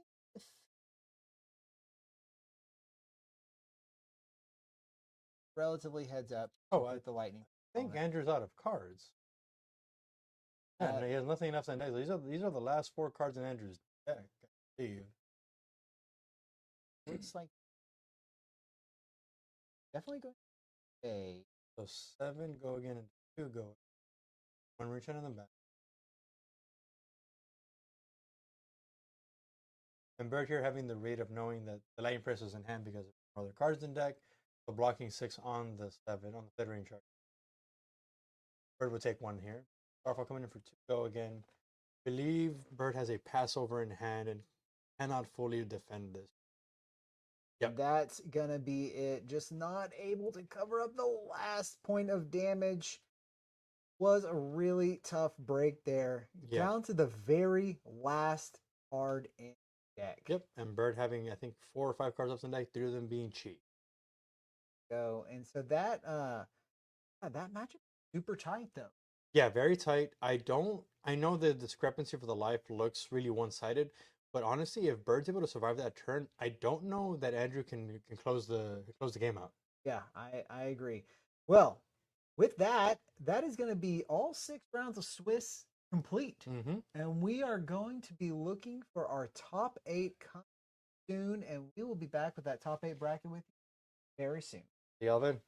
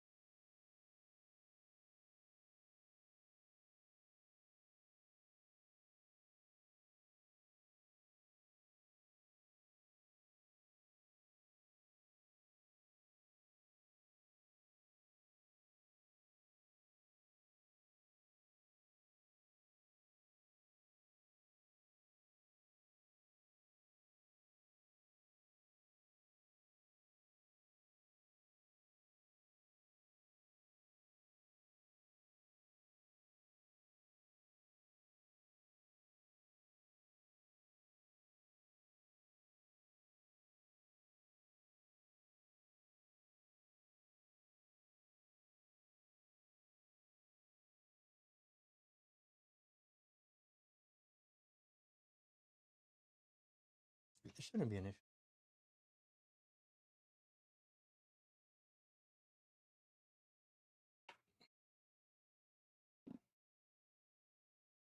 Yeah.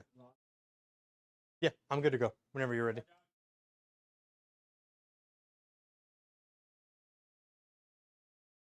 Alrighty, guys. So we're going into our top 8 game here. Here's our bracket breakdown. Right, our match here for the first one in the top 8. We've got Hayden on Briar and Jaden on Fi. Our heroes seem to be mixed up on the top corners, but it's fine. We've seen these heroes before. We've seen these players before. I always love the game starting fist bump. Good to see good sportsmanship. The armor here all seems pretty standard. Hayden is on Reaping Blade, and it looks like Hayden is going first. Pondering, see here. I don't know if he's gonna actually try and set something up turn 1 by attacking, but he's definitely considering something. That's a Dragon Vein loyalty, if I'm mistaken. That requires, I think, 2 in order to be active and get go again.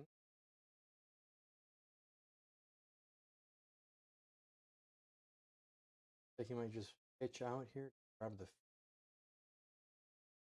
think it's a lava burst as well. That might be headed to the arsenal. Rupture wants to be chaining 4 or higher.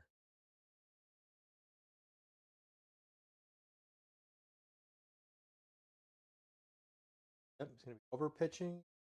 For which one? This one. I don't know all the draconic attacks just yet. I believe it might be a compounding anger. 3 cost comes in for 5 blocks for 3 cost 1 draconic chain link you can kind of get rid of that. Oh, Hayden starting off strong. Coming in with a burn up shock. Hayden does not have any AP, so he takes the 1 from the shock. Burn up his life for the rest of the turn. Oh, coming in for 4 go again. Ravenous Rabble revealing Aiden and Twine Lightning off the top. Super efficient, super good turn. Fi, unfortunately, not a great blocking hero. It looks like Hayden will probably get the full value from the burn up shock, kind of converting into 5 true. Powerful. Rise from the Ashes, I believe, and 2 Battle Worn pieces, covering up the 4. And then with second strike for 4 go again. This one is turned on because of the 1 damage from the shock. Another 4 go. Showcasing the power of this Briar hero.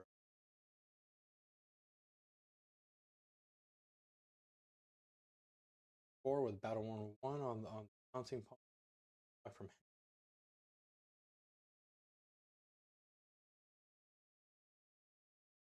Oh, Hayden ending the combat chain with a match, probably demanding the rest of the hand.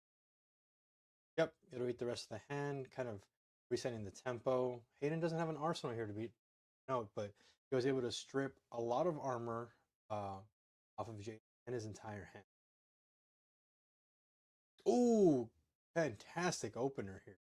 For Jaden's kind of like turn 2, just a snatch from arsenal.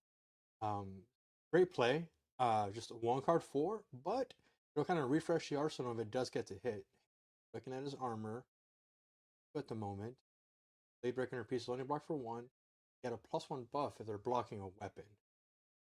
Okay, Hayden taking 1 back, blocking 1 right now, and a 3 block. Okay, with the Jack being nimble. Denying Jaden the armor. And saving 4. We have Bramble Spark here, fused with an Arcane Seed's life. Now playing the Arcane Seed's life, gaining a life. Actually, no, I believe. Oh, because Hayden has the Rune Blade, he does not gain a life, but he does get to make 2 Rune Chance and Twine Lightning, and getting buffed by the Bramble Spark, coming in for 7. Go again.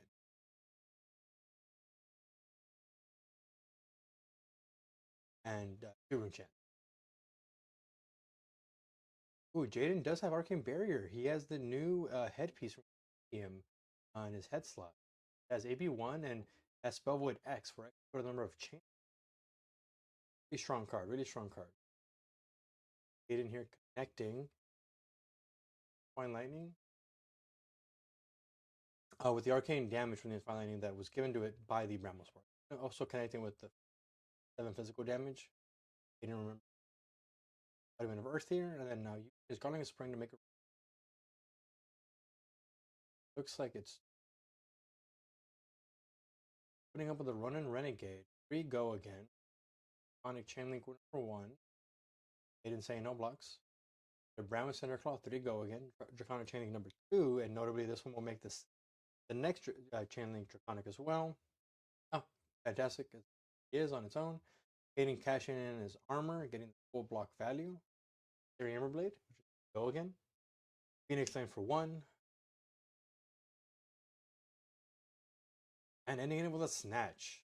If Hayden's going to respect this. If not, Hayden will go down to 9. Jaden will draw a card and set up an arsenal. Pretty good turn from Jaden there. Even though he's been the one that kind of been prized into blocking a lot more often. But he is at 6, and Hayden did keep all 4 cards. So let's see if he's able to kind of deliver the final blow here onto Jaden. Deciding between life.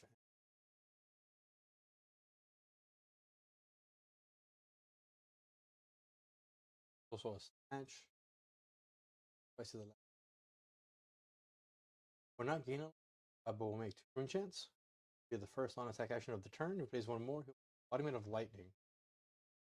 Ah, okay, cool. We've got a Weave Lightning here. So give me the next Elemental or Lightning attack action card +3, and generating the Embodiment of Lightning, because second non-attack action of the turn. Activating Gracious of Belief, revealing a, I believe that is the Red Sizzle. So mine +2 to the next attack action. We're looking here on, oh, and a Snatch. Whew, strong turn. There's going to be 9 go again. No, 6 go again. Because the embodiment, the Weave Lightning does not buff Snatch. It's getting +2 from Gracious of Belief. 4 base power, so 6 go again.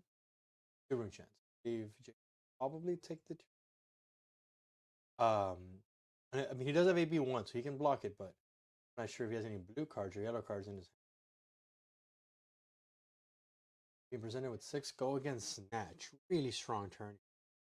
So he's not really generating the value from Weave Lightning yet. 6 here. Fine Lightning. This one will get the buff. Yep, from the Weave Lightning going up to 7. Presenting lethal attack here. Thankfully, Jaden was able to cover the 6 power Snatch with go again to not give Hayden another card. But now, since Fine Lightning is asking a tough question.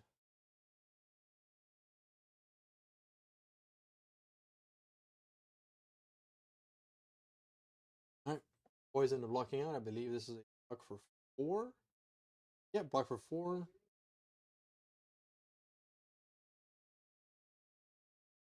Taking 3.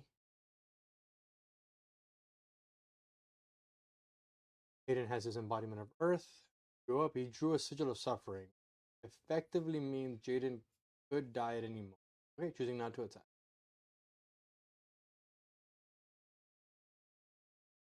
Effect Incantation, get 3 counters. First non-attack of the turn. Sprout Strength. Second non-attack of the turn, generating the Embodiment of Lightning.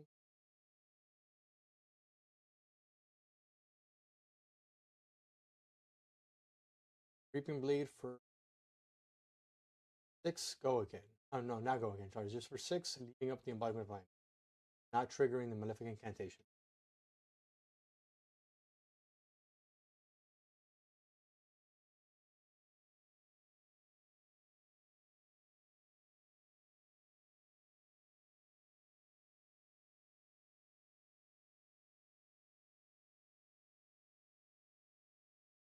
Here.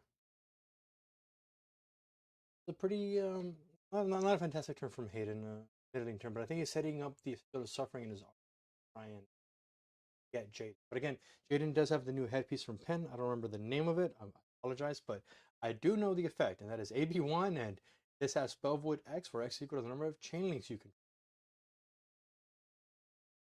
Very good headpiece. I think it's really strong. And notably, my favorite art of the set. It's got crabs on it. I love crabs, so this is awesome. I love this card. So deciding what you played for little river. Does have to commit cards here. Not entirely sure how to convert cards here. Hayden being calm, cool, and collected. Set up the suffering in his arsenal. This is a really good setup turn for Hayden, even if it's not a lot of damage. Set up the Malefic Incantation. Go to set up an embodiment of lightning for the following turn. Really good turn for me.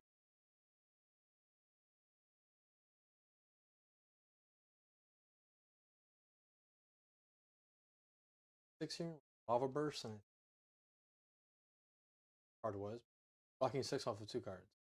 Not always easy to do in 5, but getting here, take care of it.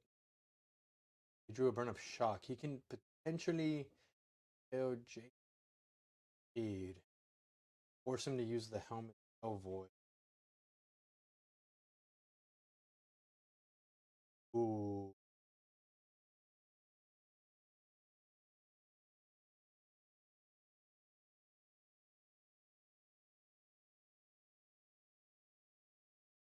Aiden here responding with pouncing paws, bonding with test. Paws.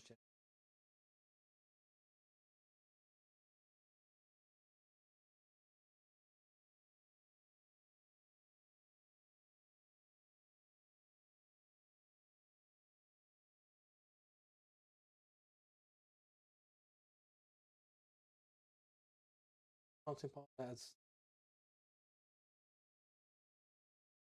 advantage something. You can say this turn.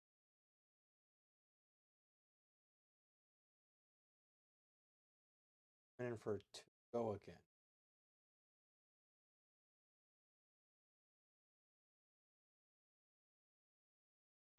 Good little combo there on the ninja equipment.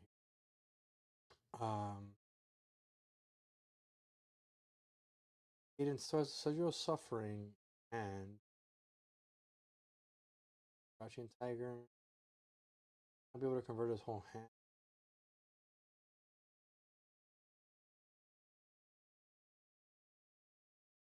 To block out some.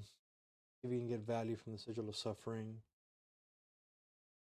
Hero? Not 2 chronic chain links. Okay, so it's 3 go again.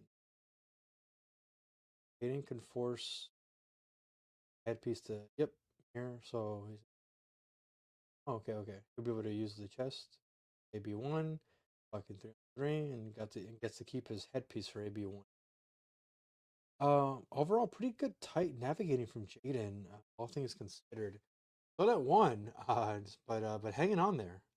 Jaden kind of only left with 2 cards. Looks like 2 non-attacks.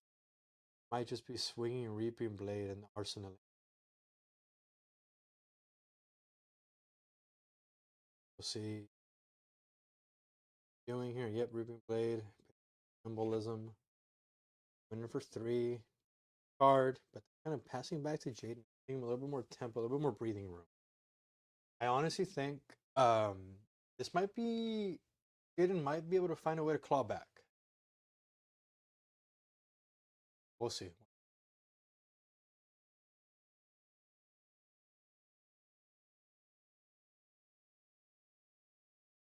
All right, starting off with the Ronin Renegade.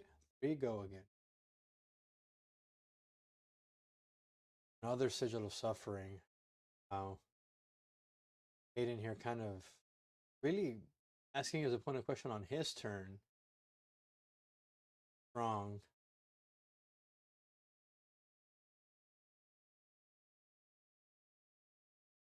Okay, Aiden deciding not to block here. Went in with a Blaze Headlong here. 4 go again because he's played another red card this turn. So far, 2 cards, 7. Oh, okay, coming in with Sigil of Suffering. Is he going to pitch this for Arcane Barrier 1? Or is he going to sacrifice his headpiece? I believe he's going to have to pitch here. Pretty sure he's going to need a B1 for the rest of the game. So randomly die to a rune chant.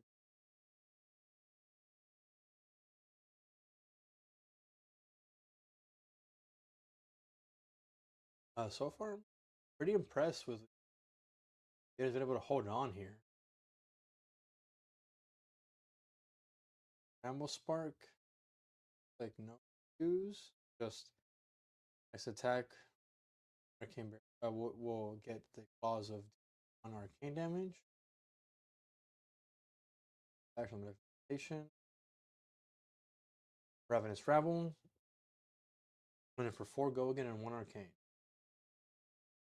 Boy is here to block the arcane. Now 4 go again.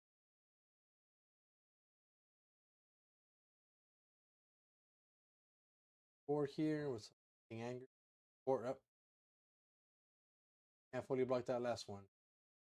Good game, guys. Good game. Yeah, this is just like an aggro mirror. It's it's not always one sided though. Jaden was able to hold on there for a good while he was at only 1 life point. Tatum had some clunky hands towards the end of the game there that didn't always convert a lot of damage. So honestly, I could see a world where Jaden could have possibly clawed back had Hayden drawn another clunky hand or two. But anyway, congratulations to Hayden for winning his top 8 match, top 4 now. And as always, Jaden, great competitor. Glad to see him as well, doing well, getting into the top 8. Yeah, we will be back in the next round, guys. Very much.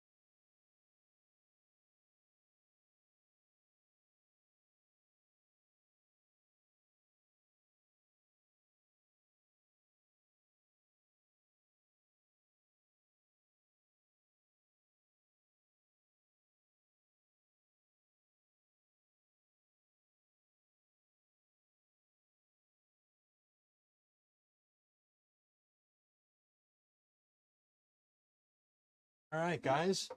Going into our first top 4 match here, we've got Blake on Dorinthia and Andrew on Briar.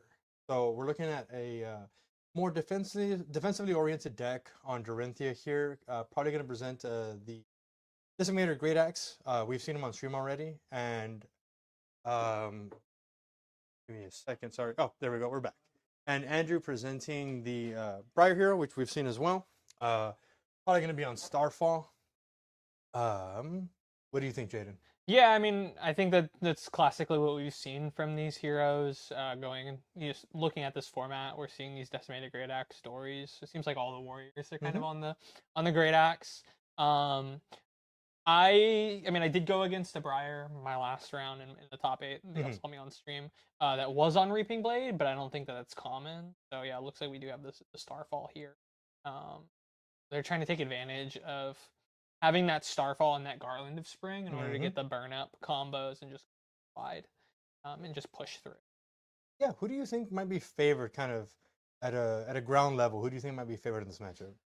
Ooh, so I mean, I know the Decimated Great Axe decks are very good at doing what they do. They're very good at being defensive, but they're also good at they're a really true mid range deck, right? You cannot give them time to set up, or they will just kill you. Yeah, right? Felling Swing is a card. Yeah, Felling Swing is a card. They will just kill you if you're not careful. That being said, this Briar hero is incredibly flexible. Yeah, right. Yeah, super aggressive. They have the ability. Well, they have the ability to be aggressive, but they also have the ability to get really good block value off of their good cards. I mean, you see, we have that spout strength there. Like, sure, that says 2 block, but really that says. Right? Yeah, because of the embodiment of Earth. Yeah. Yeah. And they're gonna have that most turn. It looks like we're just starting off with the classic swing. So it looked like Blake went first there. Yep. Swinging with Decimator Great Axe here, going first on Blake. Kind of just. Really, this is kind of like the turn 0. Just I want to deal deck damage, right? Yeah. I want you to give me cards. I want to start putting them in your graveyard, and get to the point. If it ever gets down there, I'm gonna fatigue you. Yeah. Yeah, and so Andrew has to think here. Do I think he has a reaction, or can I just safely? Can I just block this for what it's saying, right? So it looks like he has halved the value there, and we do have the reaction. Oh, yep. This is a new card from Compendium. I'm not sure which one it is. But I believe it gives +2. Yeah. Yeah. It looks like a blue that gives +2. Drew seems to have taken 1 here. Up and effectively here, turn 1 here for Andrew. Oh, he loved. Yeah, he's very happy that he took that damage. It looks like we have the classic scar for 4 go again. You know, he's starting off strong. I do see a Rabble in hand, as well as Arcanic. We got Shockwave? a Nimblism and an Arcanic Shockwave. Yeah. So I would expect to see him probably get that Arcanic Shockwave Yep. in Arsenal and kind of just go for value on the rest of it.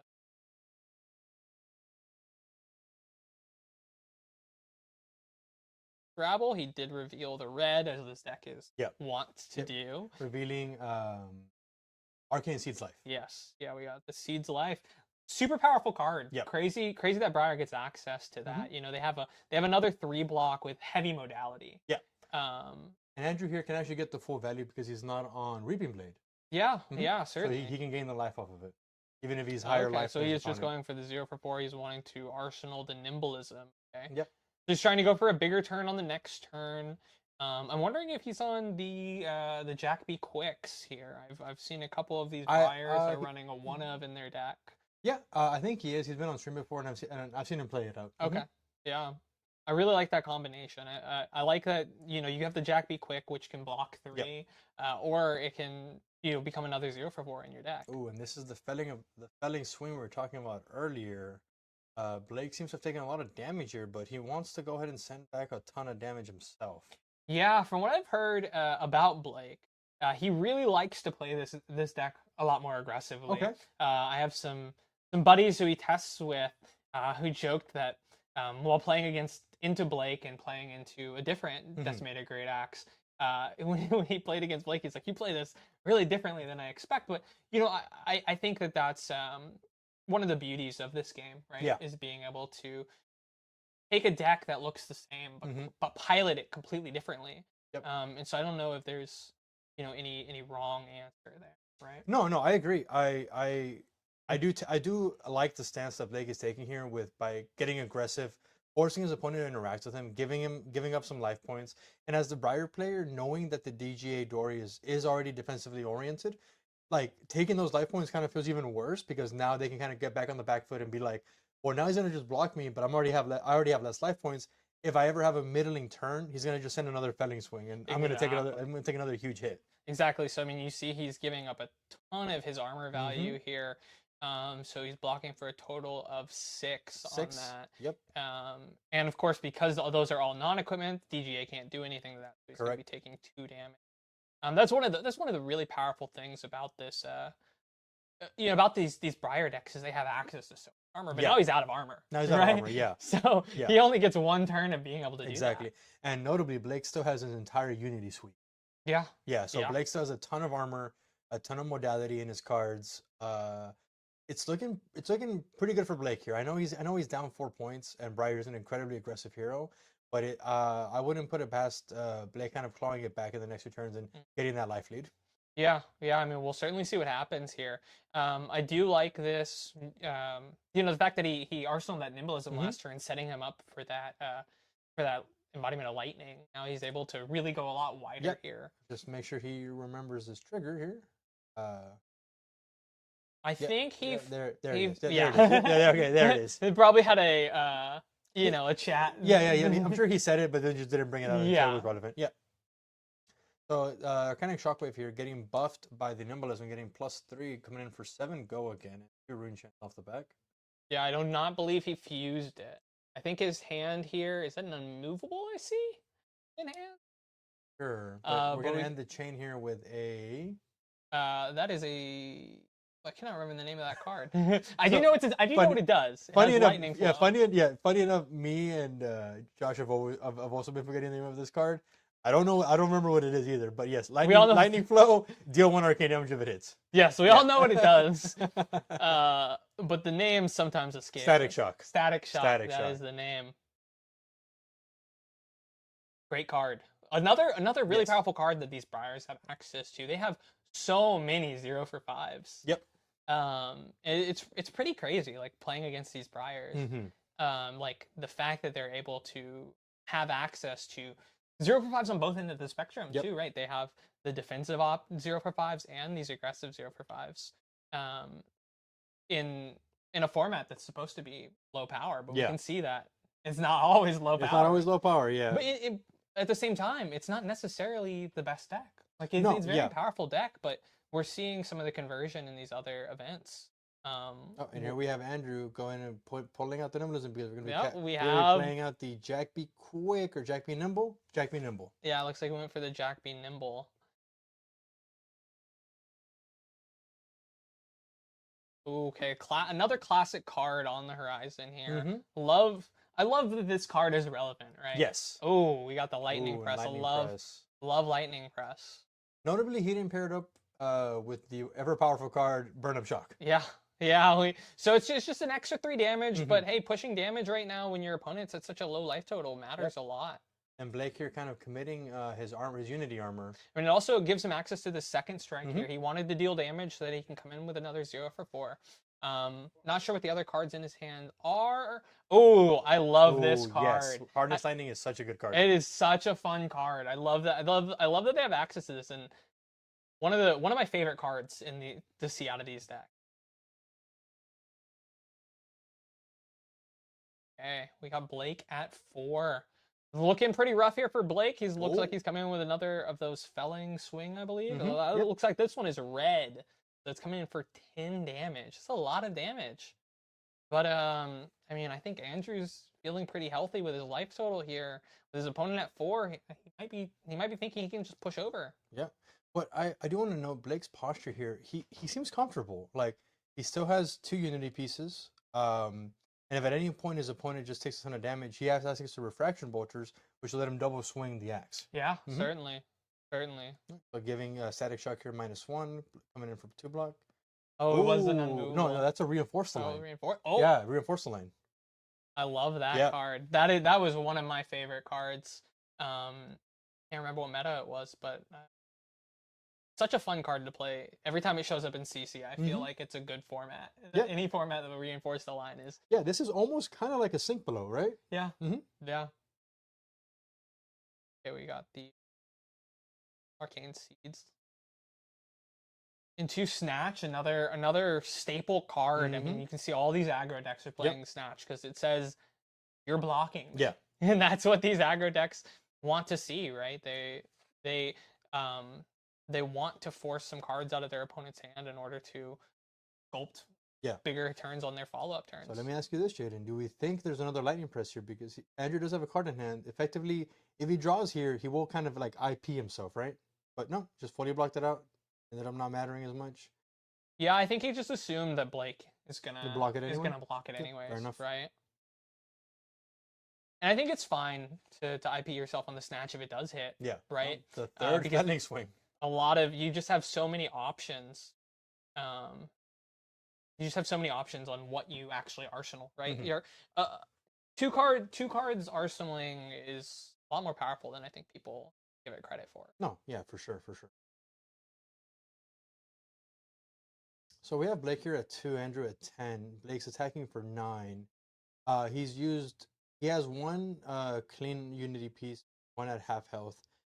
What are your thoughts here? Do we think the tempo is on Andrew's side? We think the tempo is kind of claw back to Blake. Looks like Andrew seems to think it's on his okay, side. okay, He just said, fantastic. "I'm taking it all." Okay. Blake here certainly has a lot to figure out into this turn. I mean, if he's able to keep a card here, he can probably claw this back. Now, do you think Andrew's going to respect the Steelblade Shunt if he tries to swing Starfall, or do we not swing Starfall at all, just to play around it? That's a good question. I'm not certain. You know, I honestly, I can't speak enough about these EGA decks. I do think it's something that you have to be aware of, but whether it's something that you respect, that's another question entirely. Because sometimes over respecting something like that gives your opponent a lot of value. Yeah. I mean, sometimes you just gotta play to win, not play to not lose. Right? Yeah, no, that's very true, very true. Static charge, giving the next attack +3, but giving flittering charge go again. Ooh, okay. Oh, dude, the lightning surge from Arsenal for 7, go again. I love another classic card that I love being able to see. That's it. There it is. Fantastic gameplay from Andrew here. Yeah, he really played towards getting that win. I mean, again, Blake wanted to be really aggressive here, and it just didn't work out for him this time. Didn't work out for him this time, but still, he got Briar down to 1 life. Yeah. I mean, certainly. And yeah, guys, with that matchup, we'll be concluding one of our top 4 matches, and we'll be back on the next round with one of our finals. Our finals, yep. All right, thanks, guys.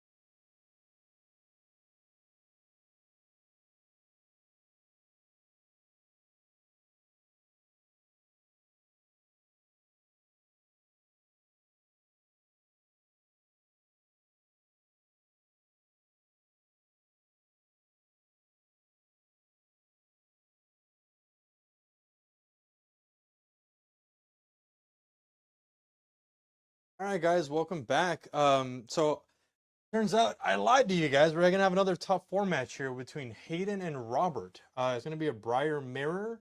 What do you think, Jaden? Yeah, I think it's gonna be really interesting. So Robert's coming into this with a plan. Notably, he is the top seed, and he's choosing to go first Ooh, rather than interesting. second. I Okay. think that's very different than what people would expect in these mirrors. But if I know anything about Robert Ramsey, is that Yeah. So he knows let's. what he's doing. Yeah. What do you think he's trying to do by You going know, first? I can't even pretend to look into his mind. I just know that Robert is one of the best players in our town. He's Mhm. consistently top eighting all our PQs, our TNs. We've seen him at other Blood on the Bayou events as well. Him and his brother are just powerhouses Okay. of our local scene. So No, yeah, for sure. if The Rob, Ramses are everyone knows the Ramses, Yeah. right? if he thinks it's correct, I'm willing to listen. Okay.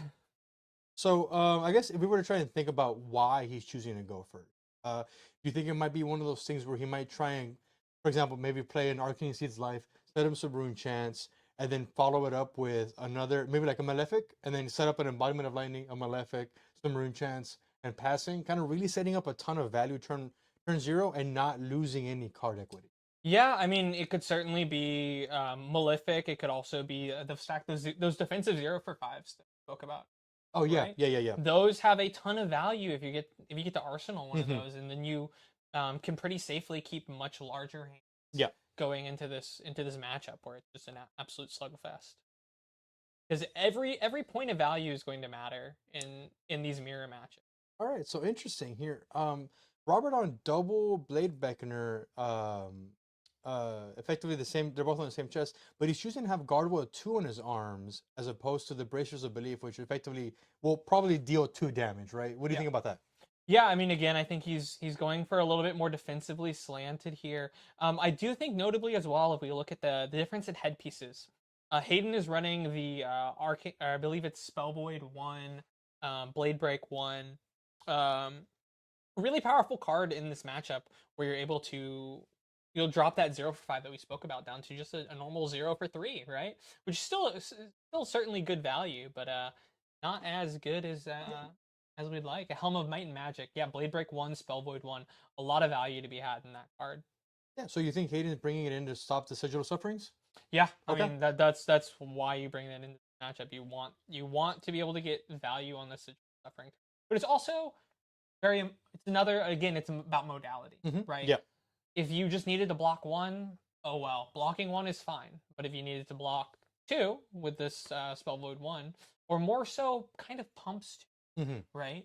That can be a lot of value too, and you get the choice of that, right? You can choose like, oh, I'm fine letting my opponent get my sigil here. I'm gonna save it, or get their sigil here, or save it for. Okay, we got 7 go again on this static shock. I don't know if this static shock is online. I'm afraid I got a little caught up in No, because Hayden played 2 Earth non-attack actions, 2 Earth Arcane Seed's Life into Sprout Strength. So the Static Shock ability of Lightning Flow is not online, but it's still a pretty powerful effect. Oh, there we go. Now there it's we go. online. Now it's online. Going in for 10 go again, plus 1 more off the top, 2011. And I'm Oh, sorry, Rob- no, I guess 13? Yeah, Robert has taken a bunch of damage here. We already got a massive life total difference. But he's looking to crack back. Got that star for See, star. this is why he did it. That's obviously he took it on purpose. He knew what he was doing. We got the 4 go again here on the scar for scar. It looks like we got a second strike in hand. I saw that. Hayden is just taking. Yep.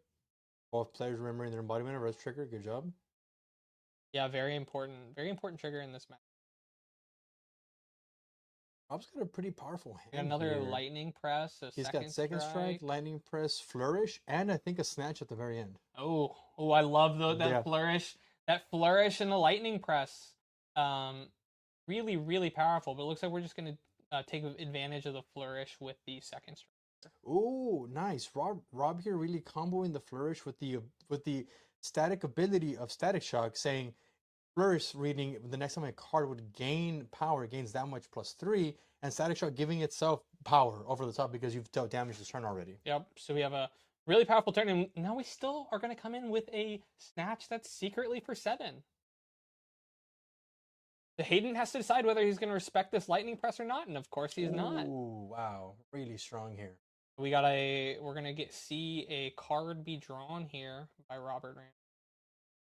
And it looked like that might have been another lightning press. Yep, cool. Immediately into the arsenal. These players are just all gas, pedal to the metal. We're coming in hot. Yeah. Hayden, I believe, kept a 3-card hand here. No, 4-card hand. Okay, no arsenal. So you just got the burn up into the scar for scar. It's why he took the damage, right? These players, they know how to read their cards. They know how to read their cards, certainly. Is that another burn up shock I see in hand, though? He's probably going to want to... He's looking to arsenal that, I'd assume. Yeah. Robert blocking with second strike and the Guardwell arms. 4 here. Doesn't have the lightning press to punish this. Closing the chain, possibly, I think. Maybe activating his bracers of belief. Yeah, playing out the next burn up shock. He's going for another burn up shock. I would not be surprised to see him pop this Garland of Spring in order to swing this Reaping Blade. Yeah. He's got a bracers of belief, revealing a red lightning surge. Coming in with a Skizix. That's going to come in for 4 go again. Because 6 go again. Yeah, correct. Because of the bracers of belief. Yep. We got 6 go again, and then again we still have that Garland of Spring. Yep.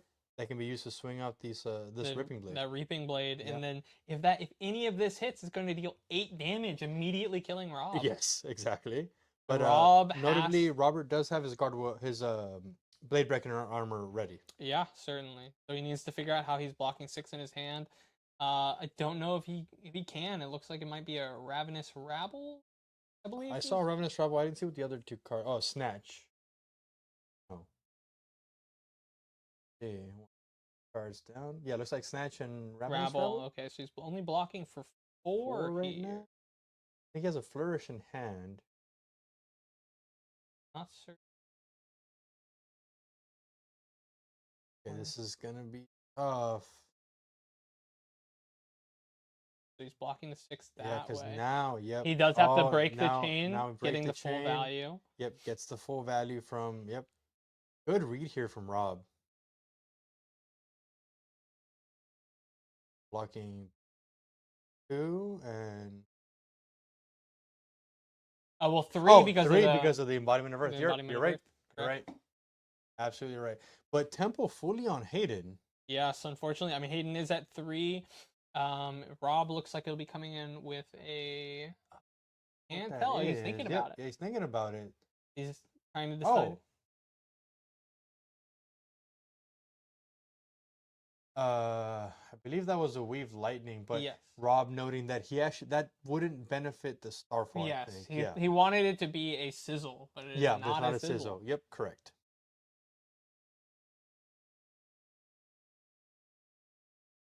Okay, got the Prolific into Flourish.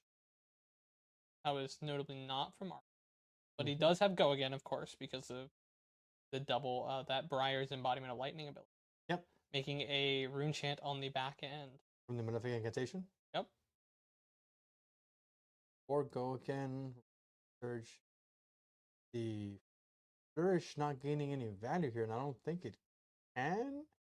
Unless Rob takes a little bit of damage here, and it's a second strike, then it would get the value. Yeah, certainly.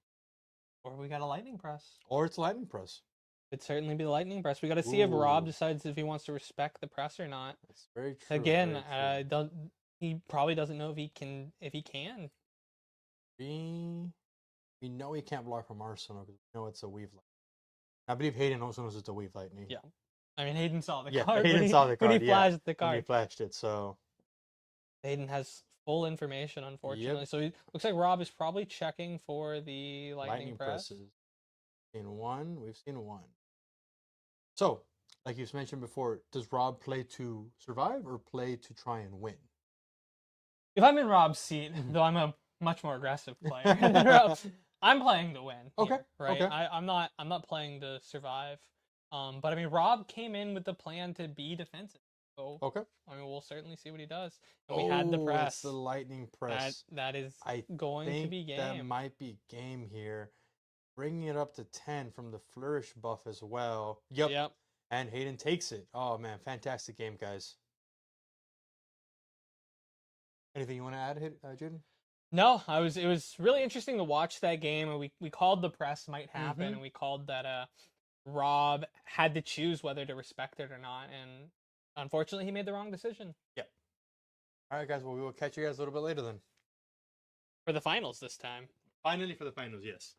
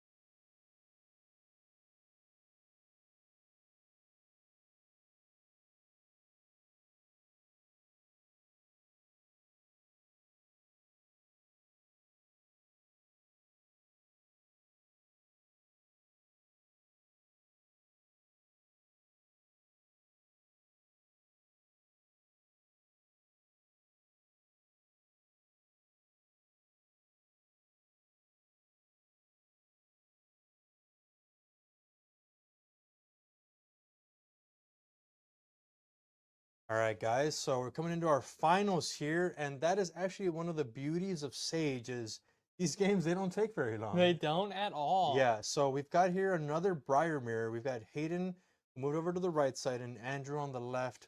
Briar Mirror, I believe they are both. I'm sorry. Andrew, I think, is on Starfall. Yeah. And Hayden is on Reaping Blade. Yeah, Hayden is really enjoying this Reaping Blade. I think that comes from his Florian days, right? He 100%. played a lot of Florian in CC, so I think he's just very attached to that card. And you know, I don't see any real issues with it. You lose out on some of your burn up shock turns, you lose a little bit of value, but ultimately 1 for 3 is just a really good rate. Yep. No, I agree. Fantastic rate. It doesn't have go again, so it kind of has to be your chain ender. There's no real way of gaining extra action points or of giving the weapon go again. But every now and then the text on the card of not letting heroes gain life is kind of relevant. If your opponent maybe brings in an arcane polarity and they're higher life with you, then they can't use it. Yeah. There's some pretty interesting value in that card. Yep, and I believe Andrew chose to go second here. Yep. Yeah, I believe Andrew demanded to sit on the left hand Yes, side. he did. He said he's had a lot of luck in that seat, so we'll see if that luck keeps up with him. No, I love it when players kind of have their own little superstitions and like they stick to them. Yeah, no, I love that. Yeah, I think that's a a really fun Yeah. part of the game, right?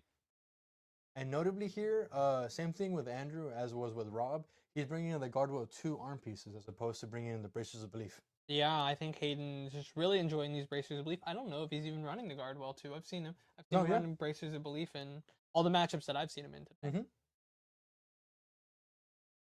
Kind of doing some Roomblade math here. Looks like he's got 3 attacks: a Snatch, a Scar for a Scar, Twine Lightning.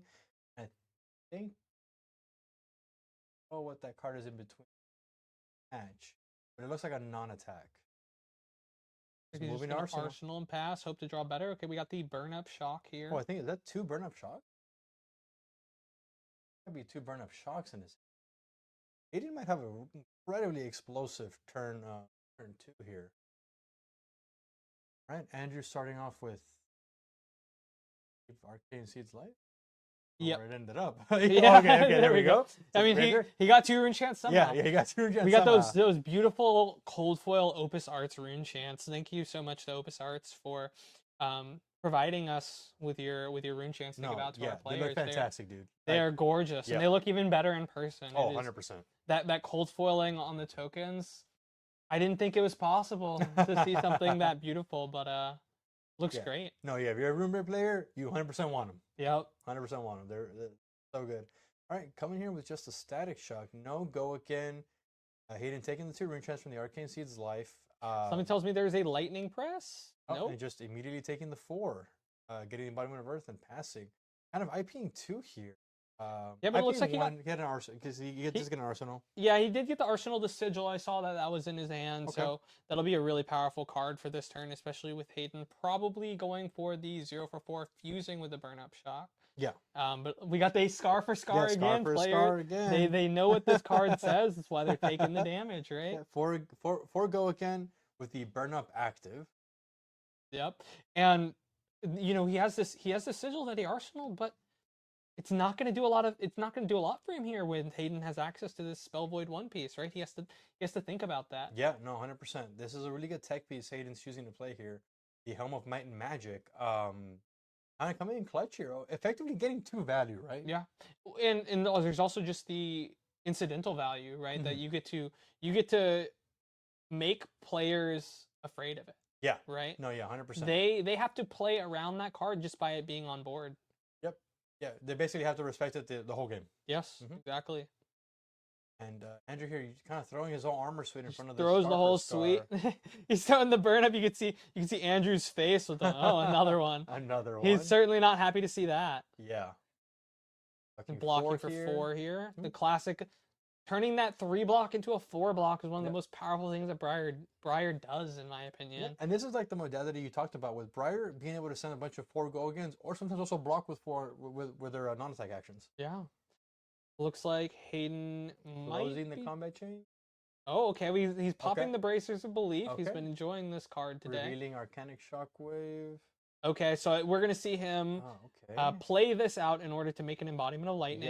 Yeah. He's gonna then be playing that snatch for 4, asking Andrew, for 6 go again. Oh, for 6. Yeah, Yep. I keep forgetting about that. No, yeah, we're talking about it. Yeah, so 6 go again on hit. Take an extra 8, and I draw the Arcanic Shockwave. Exactly. Yeah, so Andrew has to respect this blocking for 5 here. No, 6. For the embodiment of Earth. Yep. We just talked about the embodiment of Earth.